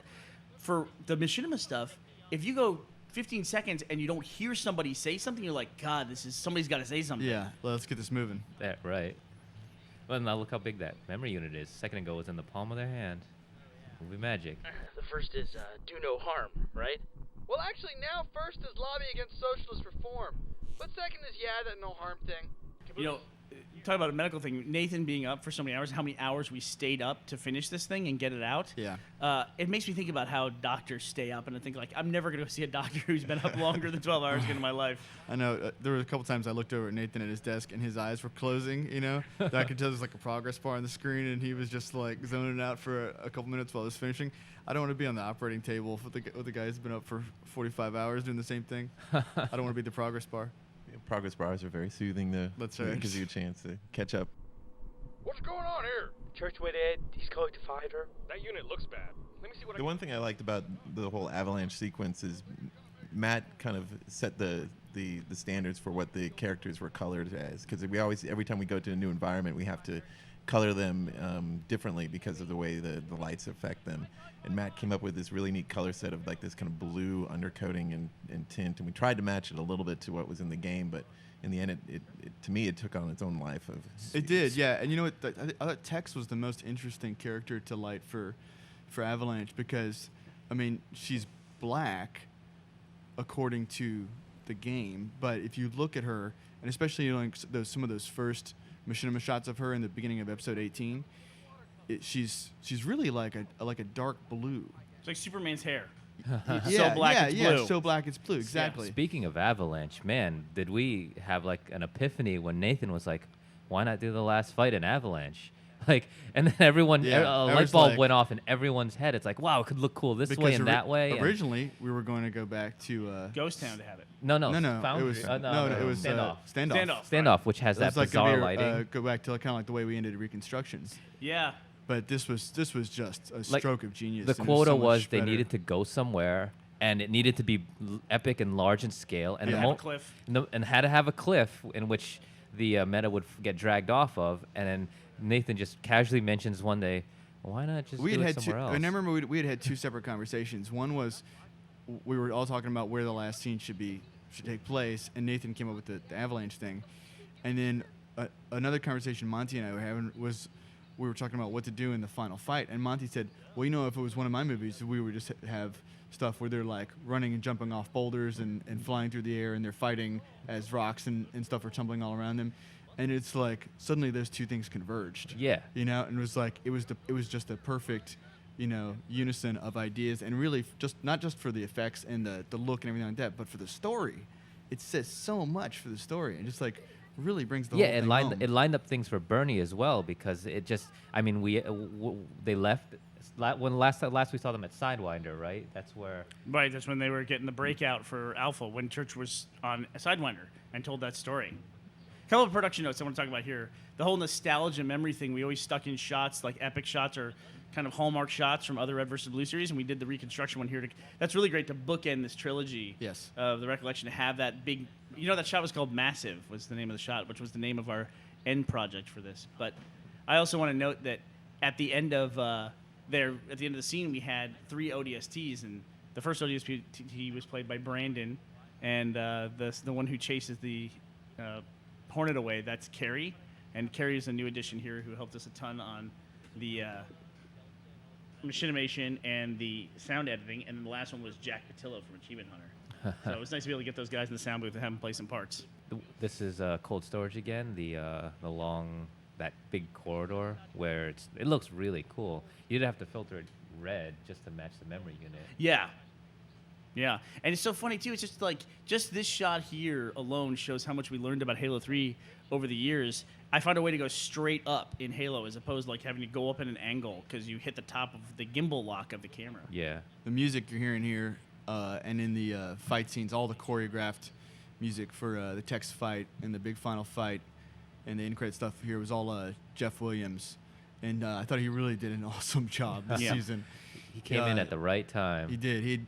Jeff had worked with us before on Strangerhood stuff, and he just hit it out of the park with this stuff, figuring out how to choreograph the music to what Monty was doing with the animation. Really brought it home. And then we were lucky enough to have Bungie make Halo Reach available to us so that we could shoot in Blood Gulch. Talk about good timing. Yeah, we shot this the same week we shot the Deja Vu video that we did. What were you going to originally shoot this in if we hadn't had Reach? Probably Halo 1, since he's going back into a memory, and it's the whole Episode 1 scene where they're going off to look at the Reds getting a vehicle. You know, the whole, I guess, Episode 2. I love that it's in Reach, though. I mean, not just for the fact that it's cool to see Reach, but, you know. So many things lined up. The line that you have about, you know, things look a little different than before. I mean, it's like, it plays so well into the entire thing. But this is the Blood Gulch and Reach, the new Blood Gulch that Bungie contacted us about. They came to us because it's Blood Gulch, and we're the Blood Gulch guys, right? Well, yeah, I mean, they were nice enough to invite us, but yeah, I don't know if it worked quite that way, but it was really nice. We were very appreciative of the fact that they let us do it. And the cool thing about it, too, is that, I mean, it's nice to be able to show it, like Matt said, and show it be different. And it's nice because it looks like a kind of a hybrid between Valhalla and Blood Gulch, right? Because it's all lush. And in the script originally, Caboose is there and written there so that you can get the sense that things are different. But then we left Caboose in to show that slight variation to the memory. Is that like a metaphor? Like, we went from a barren blood gulch to this more lush blood gulch to show how the characters have evolved in a way and grown? Well, no, it's interesting you say that because, I mean, before with Reconstruction, we concentrated a lot on plot. And then on Recreation, we concentrated on essentially having no plot and just funny jokes and situations like we had during the Blood Gulch Chronicles. And then this time around, I wanted to focus more on a character plot, that it was more important for me to move the characters forward. And the thing at the end, like where we have the speeches with Sarge and the way the guys come together and the characters being familiar with each other and using their relationships essentially to overcome their obstacles. I like that. I had a lot of fun writing that, and it was a lot of fun, especially tied in with the memory and the whole nostalgia element and theme that we had going through it. I was really happy with the way it turned out. I did love, you mentioned the Sarge thing. I loved the storyline for the Reds this year. And, Red versus Blue has been a lot about church and by nature of that, a lot about the blues. And for me playing Sarge, for the Reds to have such a cool story arc in this, and Sarge in particular, was really satisfying. It's really satisfying. I thought it married really well with the CG, and I can't tell you how happy we were we found Monty. Monty fit in really well around here, and I hope you guys liked it. We certainly had a ton of fun making it, and we watch it all the time. We love watching it. Yeah. Hope you enjoyed it too. Thank you. Thank you. Thank you. Thanks, guys.